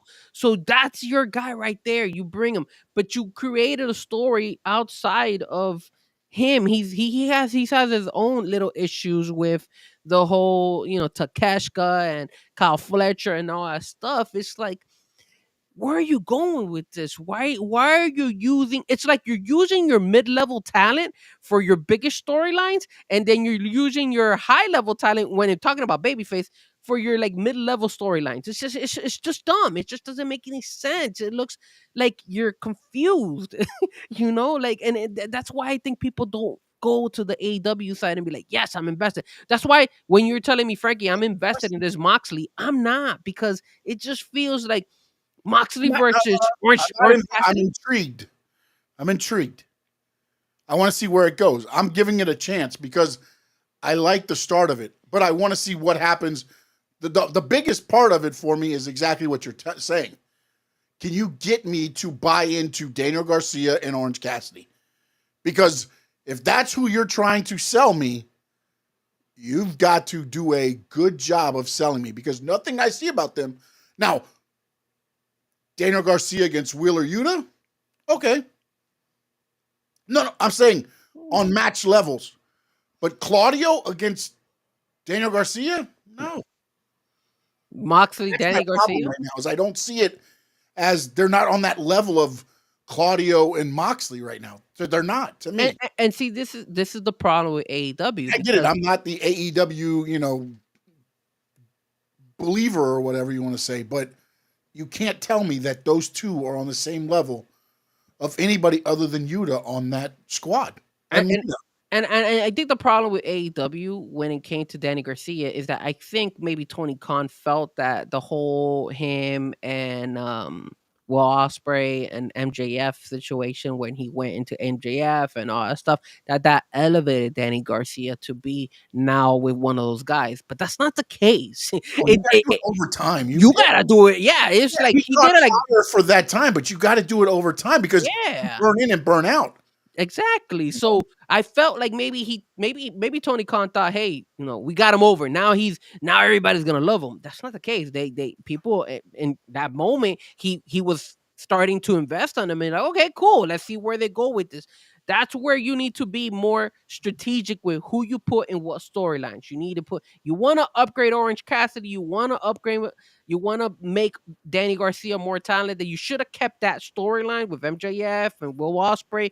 Have Danny Garcia more involved in that and build him up slowly. That way he could eventually be a big baby in AEW. Same thing goes with Orange Cassidy. You should have done stuff like that. But from just grabbing them out of the blue and throwing them now against Moxley and the BCC, I'm sorry. I'm not sold. Yeah, you should have had an angle, like you're saying, like with that whole thing with MJF and Daniel Garcia. What would have made more sense to me was if Daniel Garcia started getting the upper hand on MJF and the BCC attack Daniel Garcia. And now they bring it on, and now it's like, oh, now I got to fight. And I think that would have been better than like now he's trying to be the tough guy. Like, I'm here to represent AEW because I just signed a contract and I'm AEW. And that's why I'm here to do this. It's like, it just feels like it's pushed because you just signed a new deal. And then the other thing that's true. And another thing also is like they could create other like since you have so many heels, heel after heel against babies, right? Why don't you create a heel versus another heel? Why don't you start involving Okada, the Young Bucks, to question this BCC angle and be like, yo, hold on a second.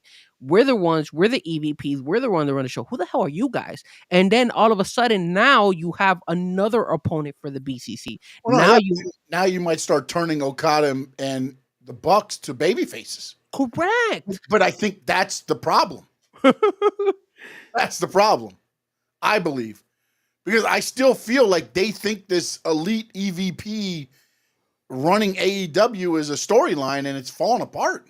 Definitely falling apart. I don't even know where the hell that. I mean, like, not only that, when Tony Khan was at the draft with the neck brace, what else has happened? And you know what? Which one kind of like threw it off as well was when Moxley and all of them started attacking. I don't remember who it was, but then the Young Bucks were there with Okada, and then the Young Bucks just left the ring. They left. They were like, "Yo, we're out of here," and that's it. And they allowed it. And that's when I go and I say, "Why? Why do that? You're the Young Bucks. You're the EVPs. You still want to carry this storyline of you being the head honchos? Then you need to make your presence felt. You're not gonna just go ahead and allow." I feel like that's going to happen now. Watching it last week, like the Bucks stood at the top and just watched. But I feel like 1 week it's going to be like, oh, now we have to act. Like maybe Jack Perry or one of them is going to be stuck in the ring. I don't know, man. But like I don't know because to me, honestly, like what is Jack Perry anymore? Honestly, I mean, like what is he? You had He's him not bad, but no, but you had him take on Bryan Danielson, had a great showing, and then what? Kind of left him out. That's what keeps happening. It's like. That's to me is like one of the things to where like. And if you're looking right now at their show, right, for tomorrow, you got the Young Bucks versus Private Party, right? You got Swerve and Sheldon Benjamin. That's also a Private Party loses, they have to split up, by the way. Yeah, that was another concept, but I'm like, does that mean if they beat the Young Bucks, again, I'm gonna be pissed because I don't think they win. I think you end up splitting. Because you saw Quinn look at him like, the hell are you doing? Correct. So I think you're going to end up having a heel baby, but now you make another heel and you lose a baby. Like that's the problem I have is like, to me, you haven't built up the babies as much as you built up the heels. Yeah, it's like look for example, right now they have that fight lined up between Hangman Page and Jay White. Jay White has not been set up to be a baby. But they're trying to make him a baby now, and it's just not there. Like it's like they're rushing a lot of things. And look at the thing of I think they're trying to use that thing where we talked about the gray area, right? Let the fans choose whether they're good or bad. But the problem is you can't do that with everybody. Correct. You're doing that with Adam Page. You're doing that with Jay White. You're doing that with like you have to have a number of guys that are. We're supposed to cheer for that guy. We're supposed to hate that guy. Even if it gets to the point of Cena Roman where you're hating the guy because you know you're supposed to be cheering the guy. But at least there's an investment into the character. Because right now I feel like everybody's just kind of like, what the hell do I do? What? And you know the action in the ring, you're going to get the O's and the ahs and the holy shit chants and this is awesome. You're going to get the reaction for the match. The problem is there's no reaction after. And or not only keep the reaction going because then you have the I mean, think about this. Adam Page beats Swerve, right? In that match to where like Swerve almost contemplates what I need to do next. That was kind of the angle, like, oh, he's gonna do this and that. And then the next thing for him is Jay White attacks Adam Page and beats him? And let's not forget Swerve. That should be that should have been his launch up for a little bit. Not saying that, look, Jay White could come back in a month or so, or 2 months or whatever, but you went from this to your top guy to now you're down. You're not saying Jay White's down there, but the momentum that you've just stopped. For what? And it happens to them with not only, Hangman Page, but it happens with a lot of them. Look at Willow when Willow was up at one point, and then all of a sudden they brought her back down. I haven't seen Willow in a minute. I'm like, You got what hurt concussion now. Sorry. So just so you know. there you go. But they've done that with a couple guys, and then look at Swerve. Swerve got his house burned down and everything, and he just lets it like, okay, Yeah, I lost the match. It's over. it's over. It doesn't matter that you burned my house. Come on, man. Like, dude, like you gotta. There has to be more to it. Like, I get it. Like, if they still kept Swerve getting involved with Hangman, but then now all of a sudden MVP came around and all that stuff, and they fit it in that aspect. Now you have different storylines. Now you have Swerve can divert his attention from Hangman to MVP, but he never did. Not only that, but how about this? How about you just have them walk by each other in the back, have people be there to like kind of like in the way, and then just one of them snarl at the other one like this isn't over, and then leave. You ain't got to do anything right there, but now you've thrown it out there that okay, this isn't over, because right now it looks like it's done. Now, And then you know how wrestling works. Yeah. 6 months down the road, they're going to bring it back and everything else. But why not throw the little eggs? That's sometimes where I feel like AEW is more about, and I get it, they're where the best wrestle and all this stuff. But you still have to get the investment if you want the return on your investment. If you don't get the fans' investment, you're going to get no return on your investment. I feel that AEW, what they do is they cater to mostly their pay-per-views and just having this wow matchups in pay-per-view, and that's why their pay-per-views deliver. Because when, like for example, they're in ring. There's no question. Correct.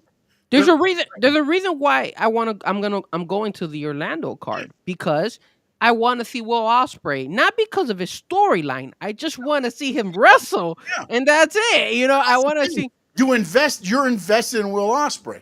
Others were invested in Bryan Danielson. Some were invested in Swerve. So you're getting the crowds there because they're invested in one individual. The problem is they're not invested in your show. They're not 100%, 100%, and they're not invested in your show. So they'll go when you come and pay, $800 for a seat or whatever. Well, I didn't pay all that, but I know that. I'm just saying, but again, but they're going to pay, and again, the pay-per-views are different because you're going to get a 20-minute match probably from most of these guys, especially like an Ospreay. Yeah, they go all out. You know what you're going to get. You're not going there going, oh, I hope Ospreay, beats Danielson or whatever. You're going there like, I can't wait to see Ospreay. Yeah. You don't care what the outcome is. You're just like, I want to see Ospreay. Exactly, but it doesn't necessarily, like, for example, I go to that because I'm already with the expectation. I want to see Bobby Lashley wrestle. I want to see MJF probably wrestle. I want to see Adam Cole. When my friends, like, for example, when Memo asked me, Frankie, who's wrestling? Because he doesn't know the storylines. Because there isn't nobody invested in the storylines. We just know these. I want to see Ricochet.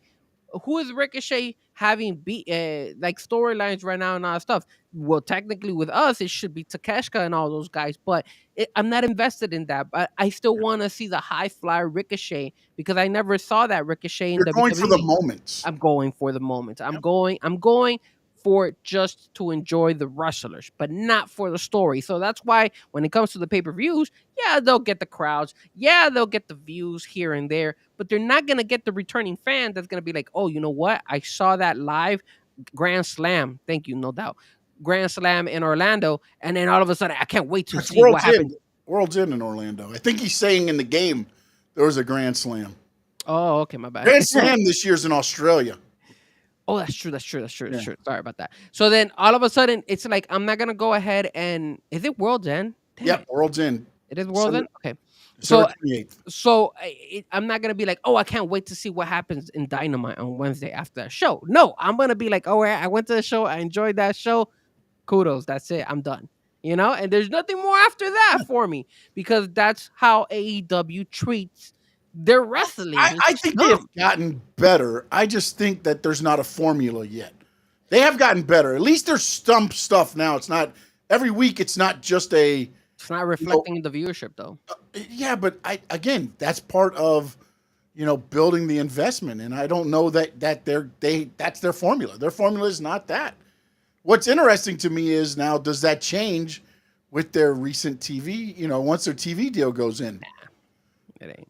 Well, you have to remember this. Yeah, you get this now, but if your numbers go down, then your TV rights deal is going to go down.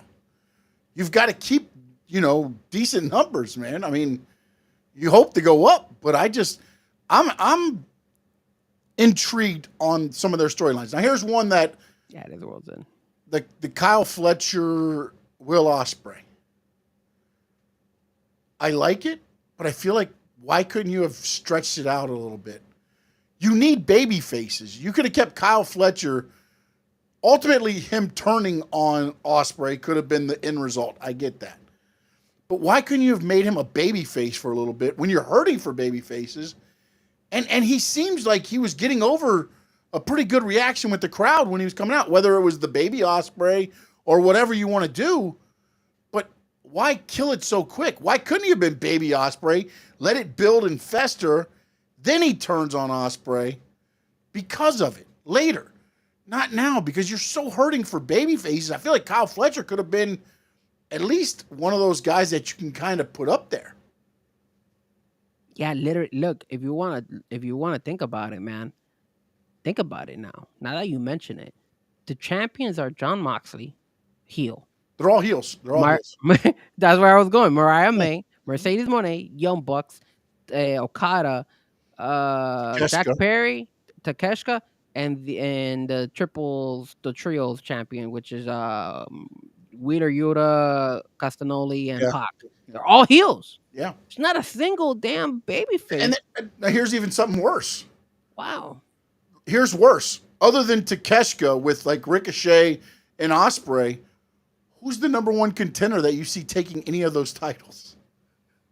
The only person I could think of that maybe can probably make a run would probably be Adam Cole, and probably Adam Copeland when he comes back, because I heard he's back. But again, you're talking about guys that have just returned. Yeah, think about it. I mean, that's where they're hurting, and you still have MJF that hasn't been around. Yeah, who's another big heel persona.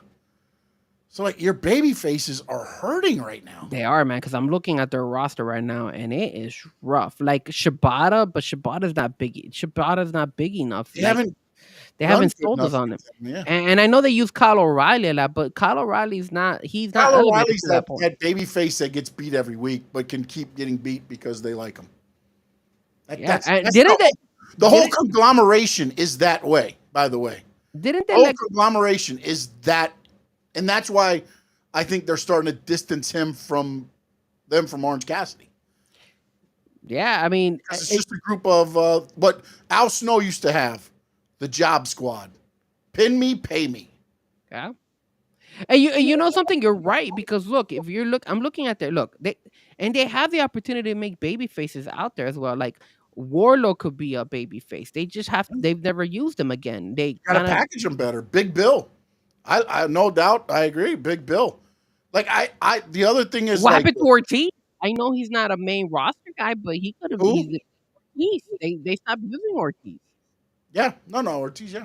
I ever since this guy left his tag team partner. Well, they weren't. They were on the outs anyways. That's why. Yeah. But I think they let go of Miro. I don't think Miro's anymore with. Yeah, they gave Miro, I think, his release. So you just don't have anybody out there. I mean, Mark Briscoe, but he's Ring of Honor. Guys there, you're just not doing it right. Hell, you got Ricky Stark sitting at home, bro. Like, that is a good point. And he said he would wrestle still. He showed up at another independent show recently. Like, it's like you have guys that you could bring in and change. Like MVP's group, I know they're a heel group, but like, why? I mean, I don't know, man. I feel like you're just bringing. Everybody comes in as a heel. Yeah, because look, if you think about it, here come Darby Allin is the only other good guy, but how much can Darby Allin do? He's Tony Khan's Goldberg or Lesnar, Vince McMahon's Lesnar. In case of emergency, break.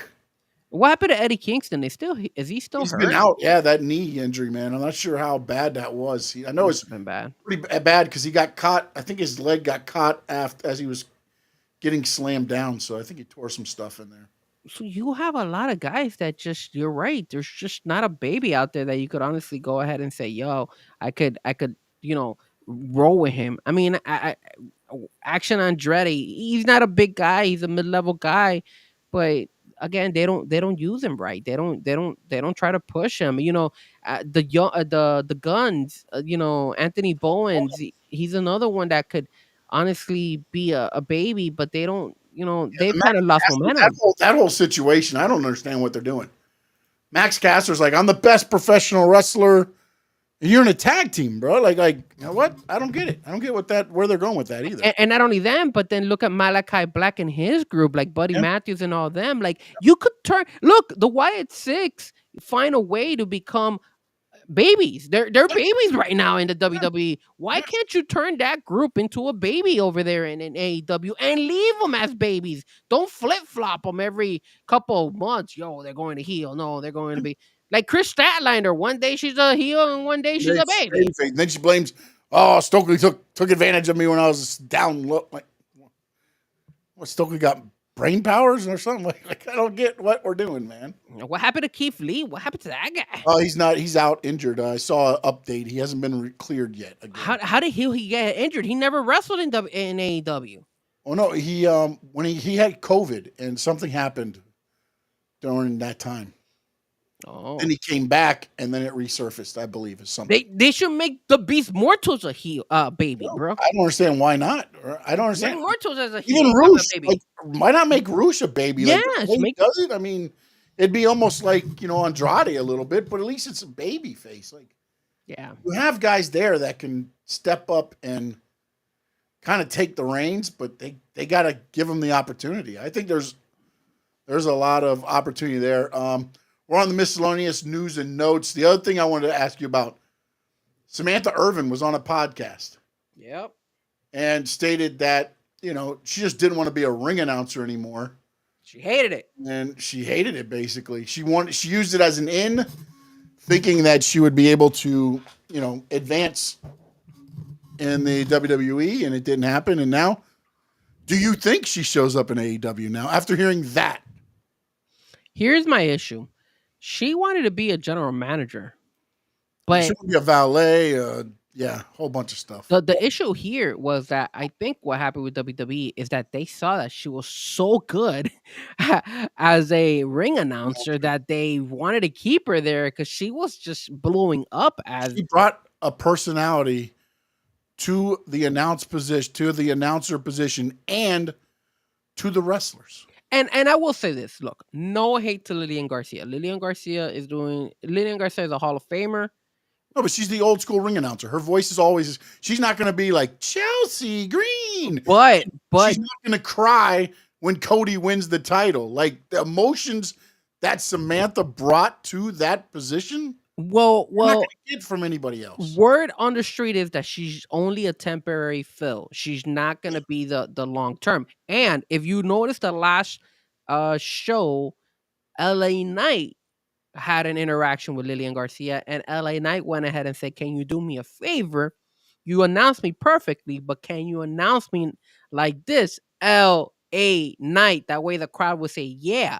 So I'm intrigued to see if she switches it up just for LA Knight, because if she does, then maybe she'll start doing that with more wrestlers. Or at least if I was WWE, I would ask her, "Hey, why don't we try this with you?" As long as she's open. That's what I'm saying. But then now you're trying to make her Samantha Irvin. No. You're not making her Samantha Irvin. You're just trying to invest and see how she could be better than what everybody's known to say, especially because LA Knight just gave her that opportunity. Nobody ever thought, I don't know if that just came out of the blue from LA Knight, but when he came in, he said, "Hey, call me LA Knight." Yeah, because she would just call him, "Hey, the United States champion LA Knight." So people are not going to say, "Yeah." But if she now switches it up and says LA Knight, and then the people can say, "Yeah," then all of a sudden, I think herself, she could start gaining that and be like, "Okay, you know what? This worked. Maybe I could try something different." She doesn't have to go extreme either. She's not going to be there long enough.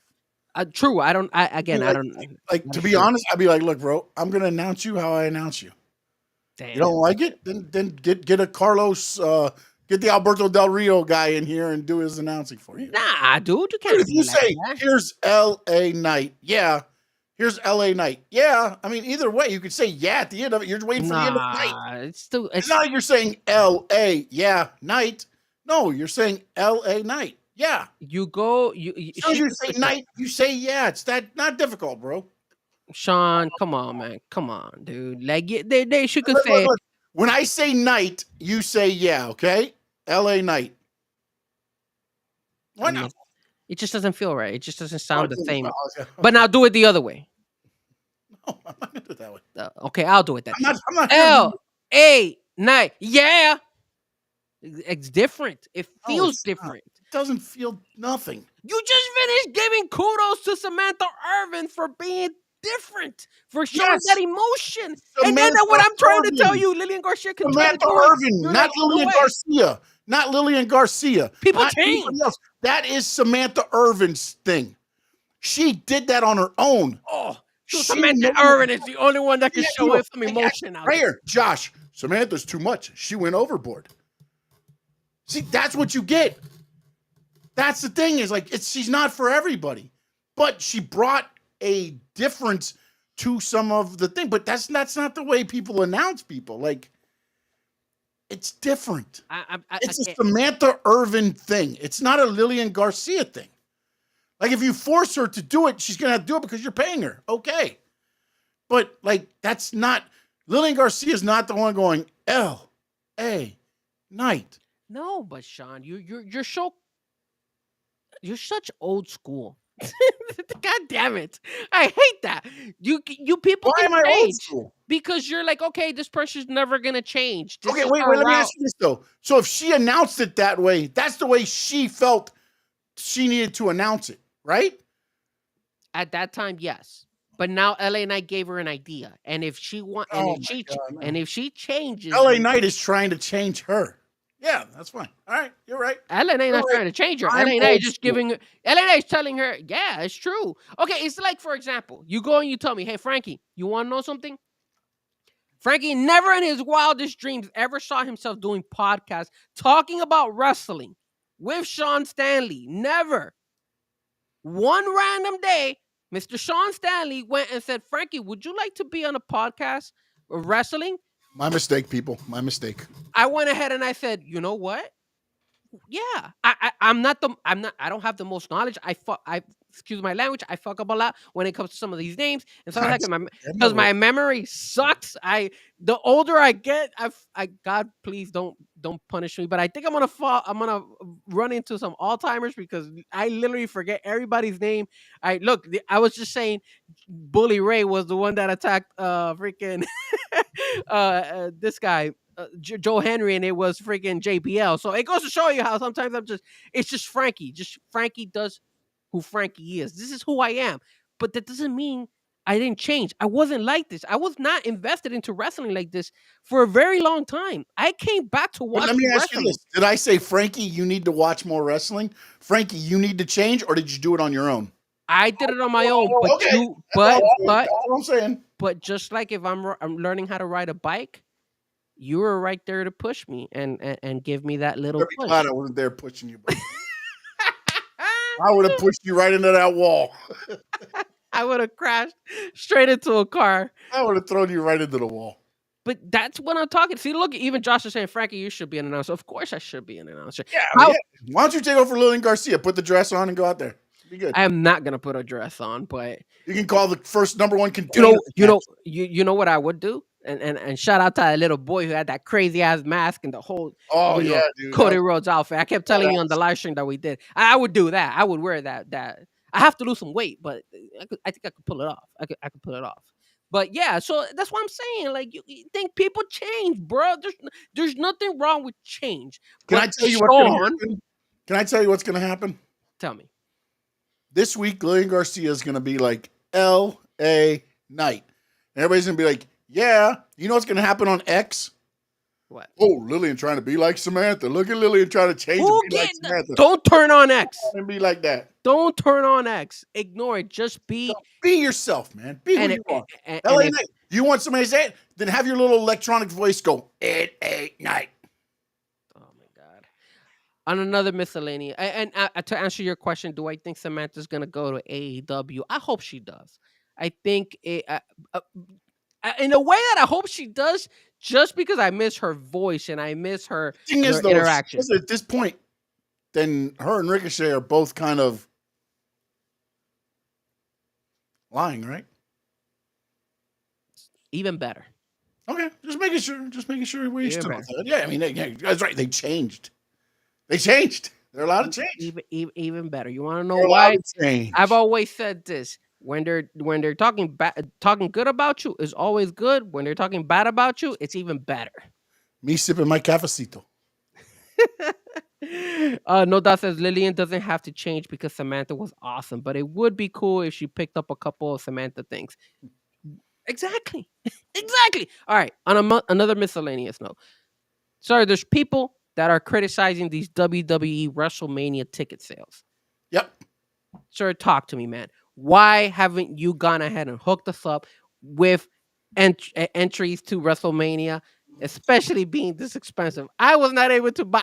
That's why I went and I got the AEW tickets because that's way more cheaper than the WWE WrestleMania. Here's the thing going forward. TKO is trying to knock out the third party buyers early. What do you mean by that? So they are putting the tickets up so high that if a third party bought them, they couldn't mark them up and make money. I did hear about that. Yes, I did hear about So that. that is the thinking. Now, again, this is where it gets silly because people still bought them. And again, this is what I've said about even like nowadays in what we're going through with everything in society is this. If people are buying eggs for $6, you're not going to lower the price back down to the price that you were to $3 or whatever it was.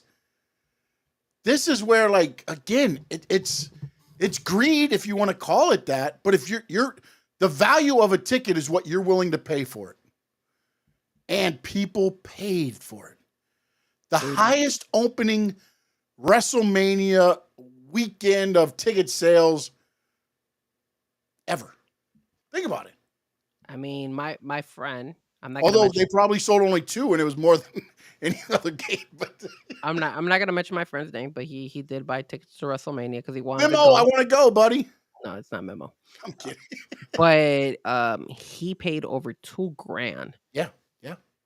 And Now, did he do the package or did he just seats? no, he did the package. He's gonna be there both nights, All right. and he's on the floor. Yeah. Oh, yeah.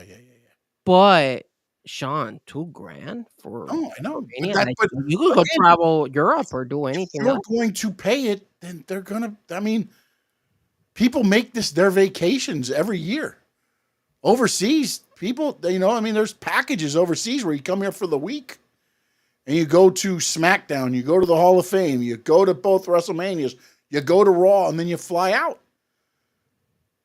I mean, this has become a destination. This is where I think. Yeah, but we're not doing a destination to Las Vegas. I mean, a destination would be like, hey, let's do a WrestleMania in Europe. Okay, let's go to Europe. Now we can not only of moving WrestleMania overseas.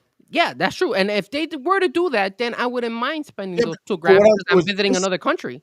But this is where I feel like the greed is going to get to WWE. Because for WrestleMania, people are going to pay this. Mm-hmm. I'm not paying this for a 2-night SummerSlam. I'm not paying this for a 2-night Survivor Series. I wouldn't pay or whatever. 2-night WrestleMania. But at least at WrestleMania, you're getting the marquee matchups. Yeah. You're getting, the best of WWE. You're getting Hall of Fame. Yeah. You're getting all the little things that happen around the town. They take over Las Vegas and you've got access. You've got all the wrestlers doing things throughout the week at whatever they're doing. It's an event and you can run into people on the strip. They've got meet and greets. They've got everything there. So, let me ask you this. You're going there. The prices are astronomical. But again, if people are going to pay for it, how am I going to sit here and say? Let me ask you this. Yep. Can WrestleMania become cost-wise to the level of a Super Bowl? Because you know what? Super Bowl tickets, the cheapest Super Bowl ticket is 10 grand, usually. Can WrestleMania get to that level? I don't know if it'll get to that level. Maybe half. Yeah. At the price that they're going, man, and the way you're selling it, it reminds me of a Super Bowl. It's their Super Bowl, right? It is their Super Bowl, but I mean, I just don't know that you can get 10. Again, if there's packages that have not been out yet. I heard there's going to be like an Undertaker package where you get the box and the Undertaker will be there and you get a belt signed by him and something else. Cool. It's like $20,000. That's Jesus Christ. Are you kidding me? I could buy a car with that. Exactly. But somebody's going to pay it. I guarantee you. Let me ask you this, Sean. If the Miami Dolphins make it to the Super Bowl, would you pay 10 grand to go see the Miami Dolphins in the Super Bowl? If I had it, yes. I may have to dress up in the dolphin outfit and rob a bank. Then you know what, man? Then we can't criticize or we can't Again, on WWE trying. Then the value is whatever somebody's willing to pay for it. If they're willing to pay that price, am I paying that price for it? Maybe if I had the money and the luxury to do it, yes. Yeah. But like, I'm not going to save up, all year long to save $13,000 for 1 week of entertainment. Like that's because again, you're talking about $2,000 for seats and then maybe the airfare there, and I don't know if it includes hotel or whatever. But then like you got all the stuff for the whole week that you've got food, you've got everything else, and Vegas ain't cheap, baby. You know what? If you get if it's 2,000 and it includes hotel and includes the flight, then maybe it's not so bad. But I don't think it includes any of that stuff. I think it just includes the event and that's it. Yeah, and maybe I'm sure it probably doesn't. But I'm saying there's all packages to where they do include all that stuff. Those might be worth it in that way. But so that is crazy. It's insane how much money WWE can make off of this. My whole thing is value is what somebody will pay for it. If somebody's going to pay me $20,000 for my work, why am I going to take $5,000? You know what I'm saying? Like, would you? No, man. I gotta be greedy, just like WWE is. Yeah, it's everywhere. Just like the NFL, just like everybody. It's everywhere. Just like the Los Angeles Clippers. Look at the Yankees and the Dodgers. The tickets were skyrocketed, and now that the Yankees are about to get swept, it went down. And even the cheapest ticket was $826, bro. Well, and that's game 4. Yeah. The worst part about this, Frankie, is this too. Las Vegas pays the WWE money to come to put WrestleMania on there.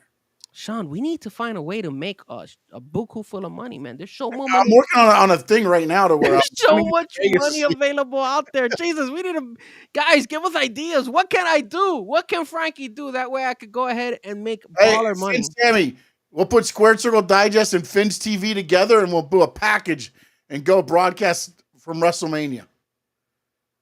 It's not a bad idea, actually. Or maybe we could do a subscribers can subscribe. No doubt, got 100% has hit it. In fact, WWE has an obligation to its shareholders to be greedy. Yeah. It comes down to that, man. They're publicly traded, man. You get the best bang for your buck. Man, shareholders. I'm not gonna lie to you guys, man. Like, if I had the money, yeah, of course. If anybody had the money, and they're obviously gonna do what you love. So you're gonna go. I mean, if I got the money sitting on the side and it's not gonna put me in a hole, okay, yeah, exactly. But now, hell no, that's crazy. That's mortgage. I could pay like a couple months of my mortgage with 20 grand. Jesus, man, I'm not paying all that. That's a lot. Maybe if I had my house paid and stuff like that, then maybe, yeah. But not right now, no. All right, let's go to the final thing. Crown Jewel predictions. Jewel, baby. It is time. WWE Women's Tag Team Championships. Bianca Belair and Jade Cargill defend against Chelsea Green and Piper Niven. Lash Legend, Jakara Jackson, and Io Sky and Kairi Sane. What say you, Frankie Fresco, on the 4-way match at Crown Jewel? Now remember, Crown Jewel, they cannot show any skin.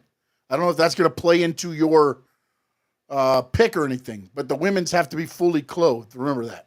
I actually like that in over there overseas that they can't show in Saudi Arabia because of their religion and stuff like that. Yeah, or their culture too. You know what? All right, let's break it down. So, um, And by the way, in this match, they included NXT, SmackDown, and Raw. yeah, that's cool. So I like that. So let's think about it. So Damage Control, Io Sky, and Kairi Sane. Right now, just don't feel it. I mean, they're battling there. They've been in NXT. They had a good fight there, but not feeling it. Chelsea Green and Piper Niven got involved in NXT last week as well. In that Io Sky fight. So I think that's why I like the way that they've included all of them in there. I just don't see Piper Niven and Chelsea, even though Chelsea Green's been a workhorse. Then you got the wild card, Last Legend and Jakar Jackson. That's who I want to win. If you want my honest opinion, because I'm an NXT guy. But at the end of the day, bro, I just don't see it happen. I got Jade Cargo and Bianca Belair winning this one. My heart goes with Chelsea Green and Piper Niven. If I was a betting man and I had to put money on it, it's going Bianca Belair and Jade Cargill. But I don't have money on this stuff because I don't have money to go to WrestleMania. So maybe it's my way to get money to go to WrestleMania. So I'm going with Chelsea Green and Piper Niven. Don't say it like that. I think it's going to be another one of those, like the way that Alba Fire and Isla Dawn won the match before. I think Jade's going to hit the finish. And Chelsea and Piper Niven's going to take her out. Chelsea Green scoops in for the cheap win. New tag team champions. Hold on a second. Now you brought something up here. Do any of them have any type of ties to Saudi Arabia? Any of them? Do any of them have it? No, right? I don't think any of them have any ties. Okay, cool. Because if they had like if Chelsea Green had some type of ties, or Piper Niven, or maybe one of them had some type of ties, then yes, I would lean that way as well. But I still think Jade Carter and Bianca Belair win it because nobody has ties. I think the reason why Alba Phi it was in her home country in front of her family. I know, and her mother just passed away, and her father just passed away. I can't remember. One of her parents, I believe, had just passed away. So it was a good story and all that. I don't. This is the only way you take the titles off of Bianca and Jade. You don't have anybody pin Bianca or Jade. They pin the other team. Is kind of how I see this. And so that's kind of why. Are you tired with your run? Belair and Cargill, but I would love to see Chelsea and Piper win it just for what they've done. Now then, will they hold the titles long? Probably not, but I feel like they deserve a run with them for at least a little bit. Chelsea Green has had a hell of a run, a workload right now, bro. Hell of a workload. So, and again, you don't pin Jade or thing. I think you pin Kairi Sane probably is the one that gets pinned in this match. Regardless of who wins, I'm going to pick Kairi Sane gets pinned. Okay. Oh, is that an extra bonus? What happened to our Ring of Death? The Ring of Death, I got to spin it. I lost big time last time. All right, There's only like one pay-per-view, and I was like 2-7. You were 7-2. Okay, so we got Bianca. I write Jade and Bianca, and you're gonna pick Chelsea. I'm going Chelsea and Piper. I'm probably gonna regret it, but it is what it is. And who gets pinned as a bonus? Yep, Kairi Sane for me. Kairi Sane. I'm gonna go on a limb, and I'm gonna say Chelsea Green gets pinned.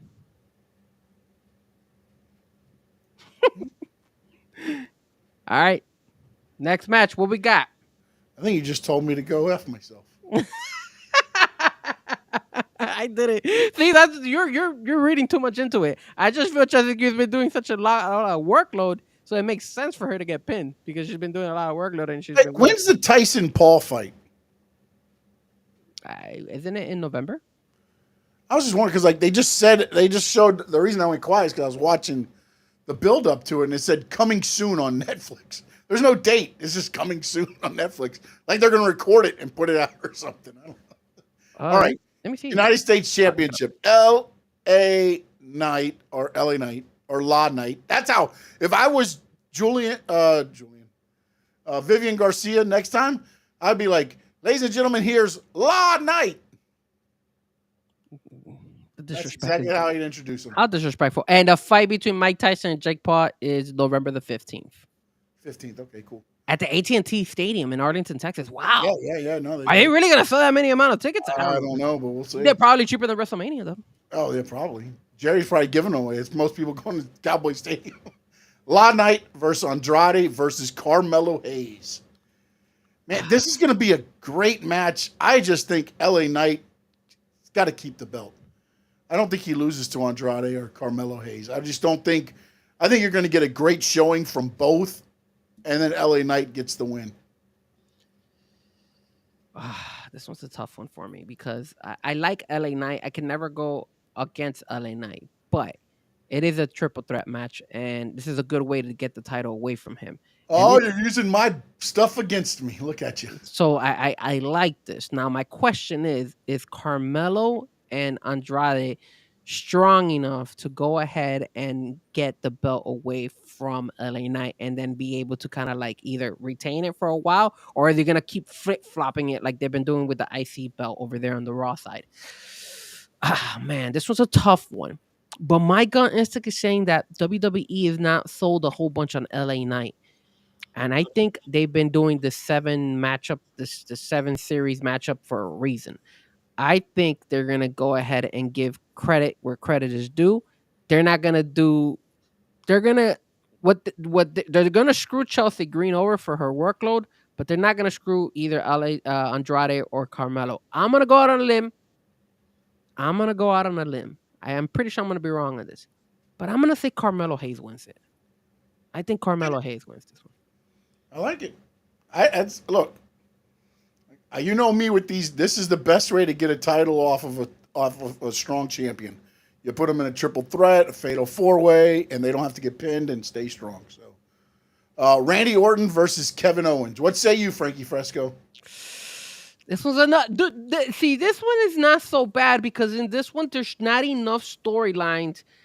It's not too predictable when it comes to this. So I like this match. Man, this one's a tough one, man.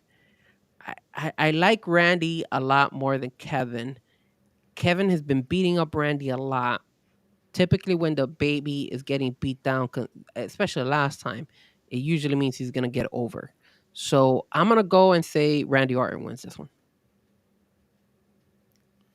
See, my thing is to make it work, I feel like Kevin Owens has to win by cheating somehow.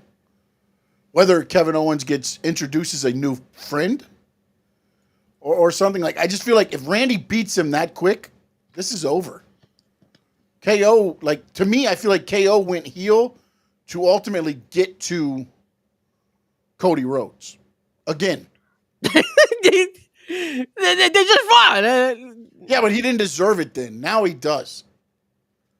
And I think he beats RO. It's KO over RO. Okay. Seth Rollins versus Bronson Reed. What say you, Frankie Fresco? You know me, man. I've been going with a lot of babies. Obviously, Carmelo is a kind of like a heel, but I think I'm gonna be wrong on that one. But I'm not gonna be wrong with this one.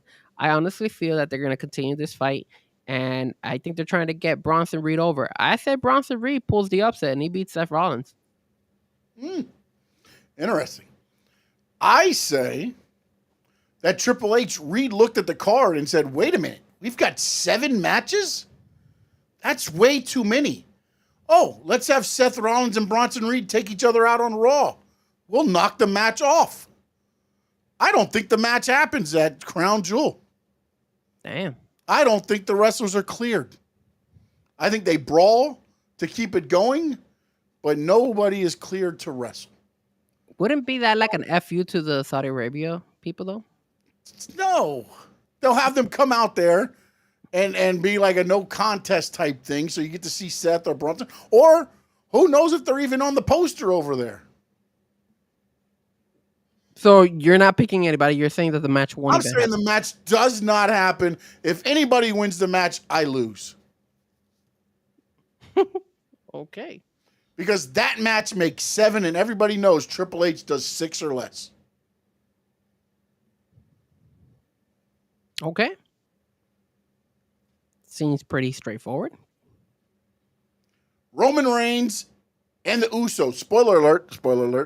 Sorry, forgot. That hasn't aired yet. Versus the Bloodline.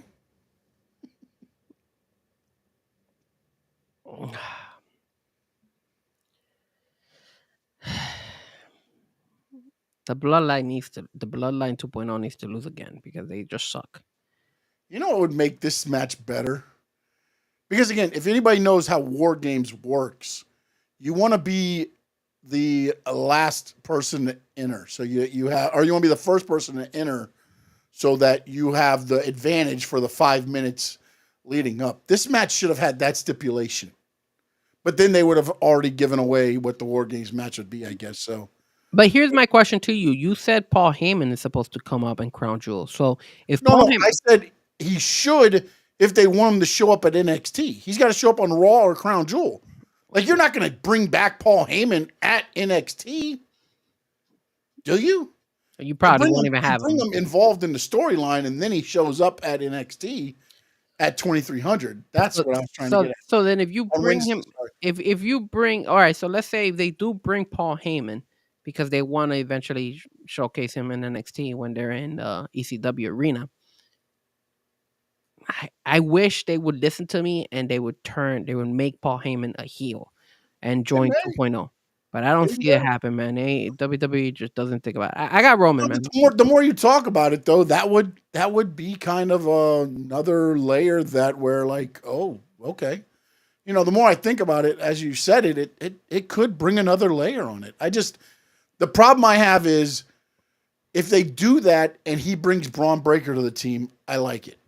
If they do that and it's like Lesnar or I love it. or somebody like that, I'm not so much for it. Not so much. Lesnar, CM Punk, bring them all, baby. When you explain the part about the whole Braun Breaker and stuff, I mean, I could be sold on that if they do it that way. I just don't like, okay, let's turn on Roman Reigns and bring back Brock Lesnar. Oh, Brock, yes, Brock. Dun it, yes. Oh, if I hear that or Goldberg's theme, I'm gonna freaking turn the TV off. Who you got? Like, I feel like the Bloodline 2.0 needs the win, and they've got to do something to where you throw in the whole thing like Roman Spears Jay by accident, but you throw the doubt in there of, can they get along? Can they coexist? I feel like that needs to happen in this match, and then the Bloodline to win. I'm going to go to Bloodline. 2.0. 2.0. Okay, just want to make sure. Bloodline 2.0. Because also remember, and this is a spoiler alert because most of you have not watched it yet. On the Roman Reigns and Uso side, there's nobody better than the other. They're all on the same level. There's no tribal chief. They're all on the same level. It'll make more sense on SmackDown, but that's beside the point. Spoilers. Oh, sorry. Spoiler. WWE Women's Crown Jewel Championship. Because not only do you got to carry one belt, but now you're going to have to carry this colossal belt. Nia Jax, Liv Morgan. What will happen? This is so interesting. Because I feel like there's going to be a whole lot of fluff in this match. I feel like Rhea Ripley's going to get involved against Liv. I feel like Bayley and Tiffany are going to get involved with Nia.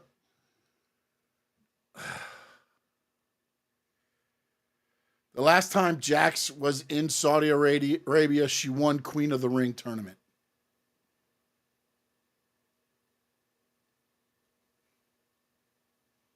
Could Nia Jax win the Crown Jewel Championship but lose her title on the same night? I don't know. It's a good question.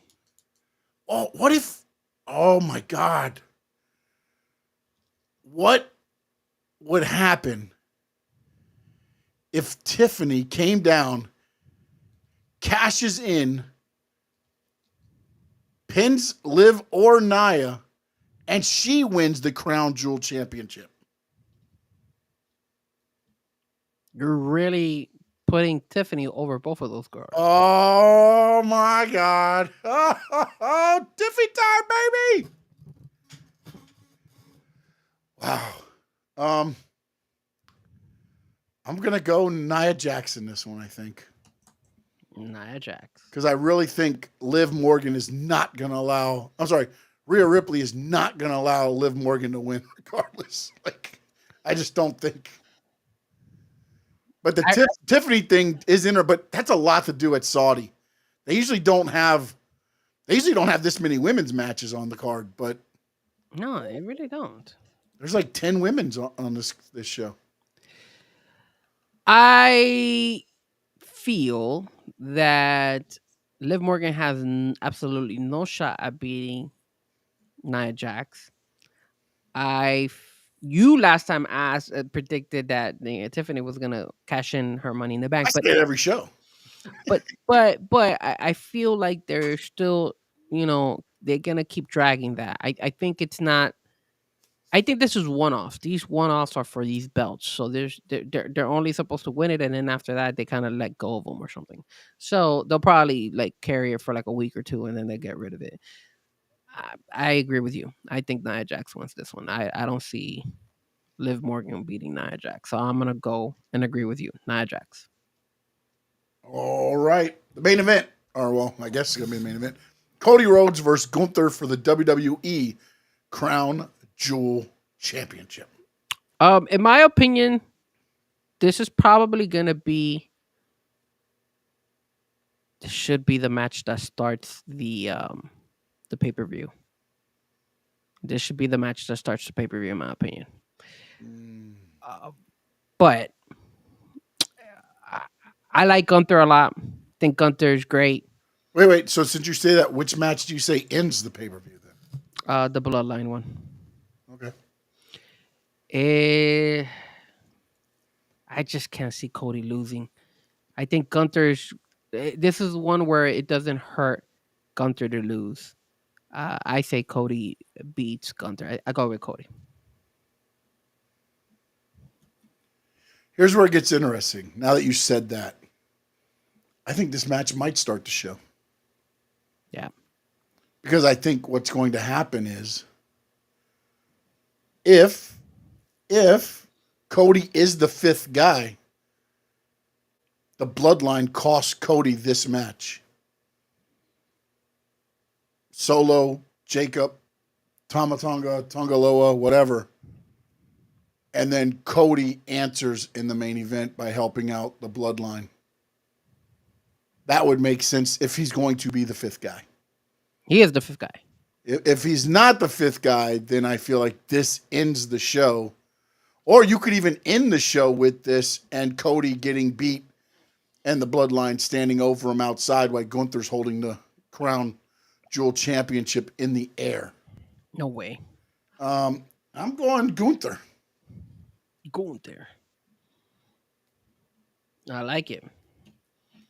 I feel that Cody, you know what? It's awesome that I went this route because you're right. You just pulled my story right here. If Cody wins. Well, no, then Gunther would win, and then Cody would win the OTC one. So, I don't know. I just can't see Cody losing. I think Cody, and not to Gunther. Gunther will get his shot eventually, but not this one. I don't think he loses clean. I just think there's going to be a lot of shenanigans in this pay-per-view. Because to be honest, like I feel like this Bloodline Usos match doesn't need to be on here. I agree. Like, why are you giving it now? And then what? In 4 weeks, you're going to give it to us in a cage? Well, remember, they gotta give us that match because, per your theory, they're gonna get rid of the Seth Rollins Bronson Reed match. So, well, that's true. Yeah. that's why. Or could maybe you know what they might do? Nia Jax squash Liv Morgan in like 32 seconds. Then they could add the Seth Bronson in. They could. Because I feel like all these matches are going long. I mean, you've got a fatal 4-way tag team match. That match could go for a little while. That will. You got the triple threat match. That one could go for a little bit. Randy and Kevin could go. Nah, that one could go short. No, but I'm saying, but they could go. Yes, you could cut it short. Don't get me wrong. But I'm saying if it needed to go time, those two could get you time. And I mean, Roman and the Bloodline would be some time, but like I just feel like with the way the pay-per-views have been, it feels like there's a lot. There's 7 matches on here. Normally they do 6 or 5. Yeah.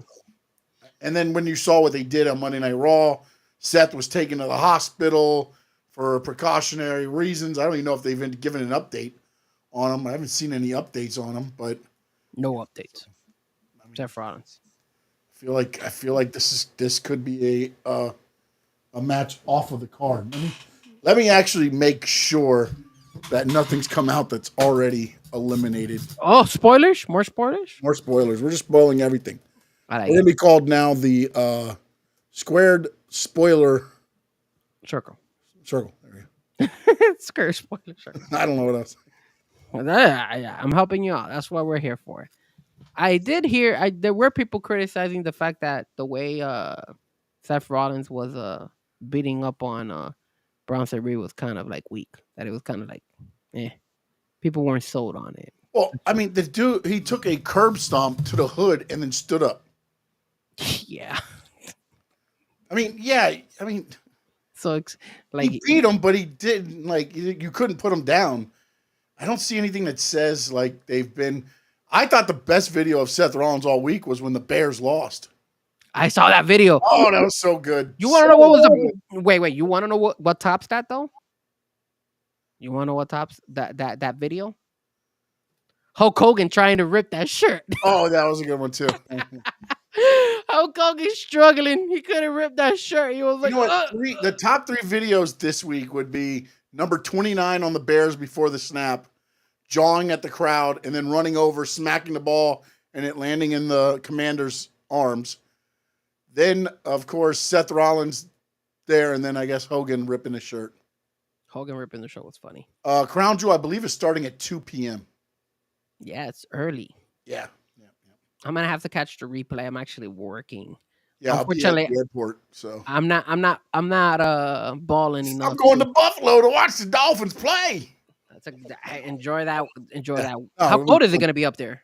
I don't know. I'm not taking a coat. I don't take a coat, man. Forget that stuff, bro. Jesus. Yeah, I mean, I heard that you're like a grizzly bear up there, so I walk around in tank tops. that's true. I'll never forget when we did that drive for CCW, and you were like, "Man, can you put the AC higher?" And I was like, "Man, I'm freezing in here," and you were like, "Hot." And I was like, "Man, damn." That was rough, man. That was cold. I was freezing my ass off. But Yeah, I was like, I appreciate you, man. I appreciate you. This is the guy who's going to kick my ass. Him and Finn Sam against me, no doubt, in the 8 minutes. Yeah, okay. right, that it doesn't make any sense. You better get damn chairs. It doesn't make any Yeah. sense. Tables, ladders, and scares. That wasn't a bad pay-per-view. It was a pretty decent pay-per-view. I enjoyed it. Every match kind of delivered. I was surprised at how Tony D'Angelo and Obafemi went. That was if I have to choose one of my favorite fights from that, I didn't think the Trick Williams Ethan Page match was that great. It was okay, and a lot of people booed them, bro. Did you see damn it, I'm sorry. I know we're gonna end the show, but did you see when they fucked up? Excuse my language. They messed up when Ethan Page was getting pinned by Trick that wasn't Williams. a mess up. That was a mess up. No, it wasn't. It was set up for the referee to put it. When he put his foot on the referee took a minute to remember that, and then he was like, "Oh, that's right, it's that match." And then he went to hit the 3, but by then Ethan Page was able to kick out. It was the referee having a lapse on what the rules of the match were. They did that on purpose.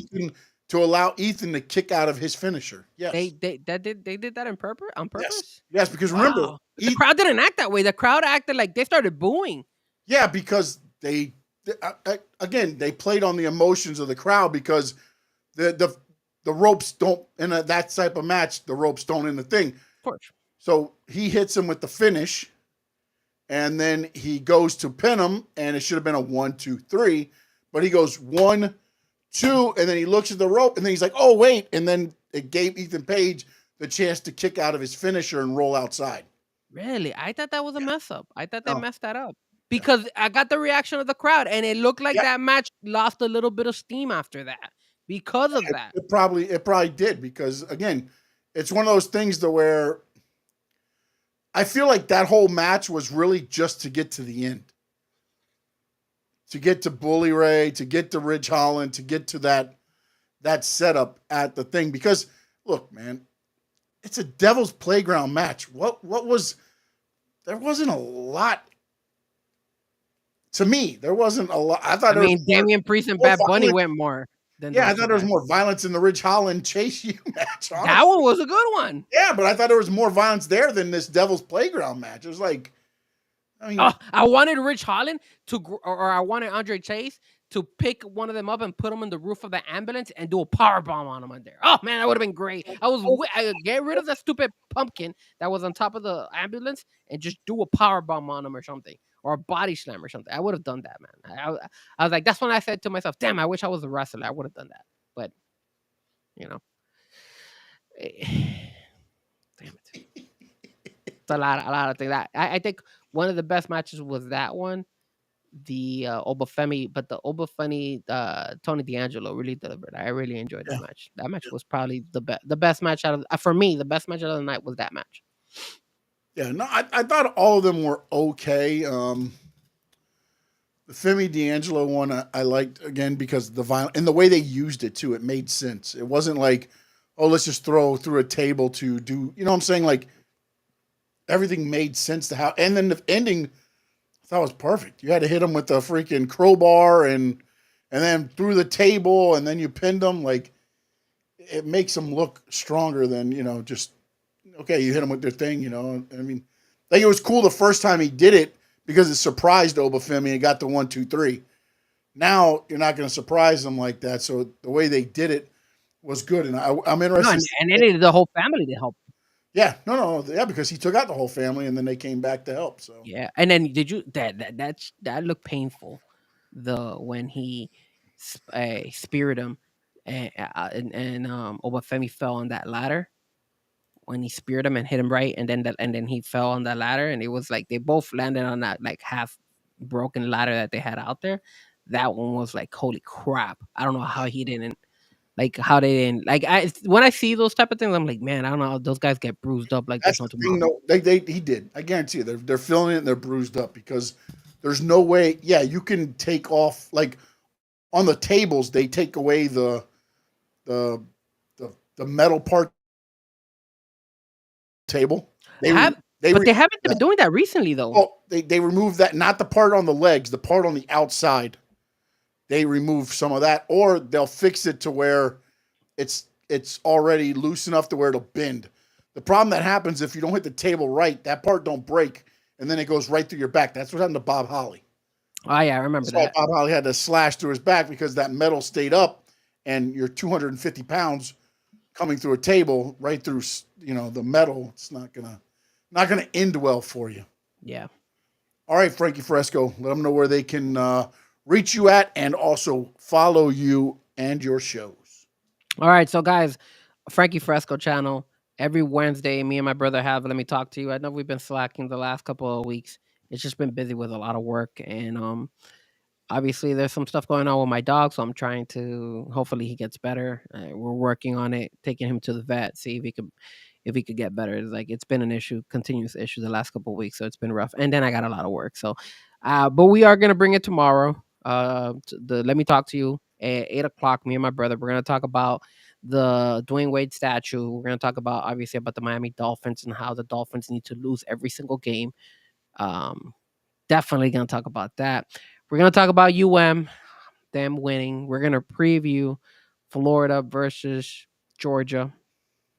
We're also probably gonna preview Miami versus Duke. So we'll be talking again, and we'll talk NXT. We'll recap a little bit of what happened today on NXT, and obviously we'll get my brother's opinion on the pay per view if you got a chance to see it. But Let Me Talk to You 8 o'clock every Wednesday, Frankie Fresco channel, and if you want to follow me on all social media platforms, Fresco Music on X, Instagram, Facebook, TikTok, anything you need. And if you need a DJ, hit me up. I'm always available.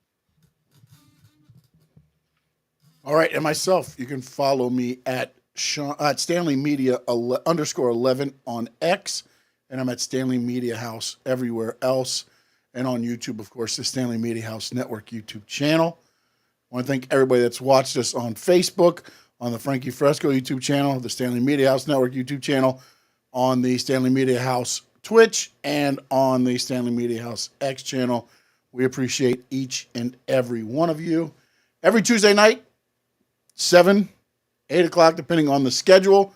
We go live right here, the Squared Circle Digest. He is the great Frankie Fresco. I'm Sean Stanley, and we appreciate each and every one of you. And in the words of the great Gordon Soley, so long from the sun, shine, state.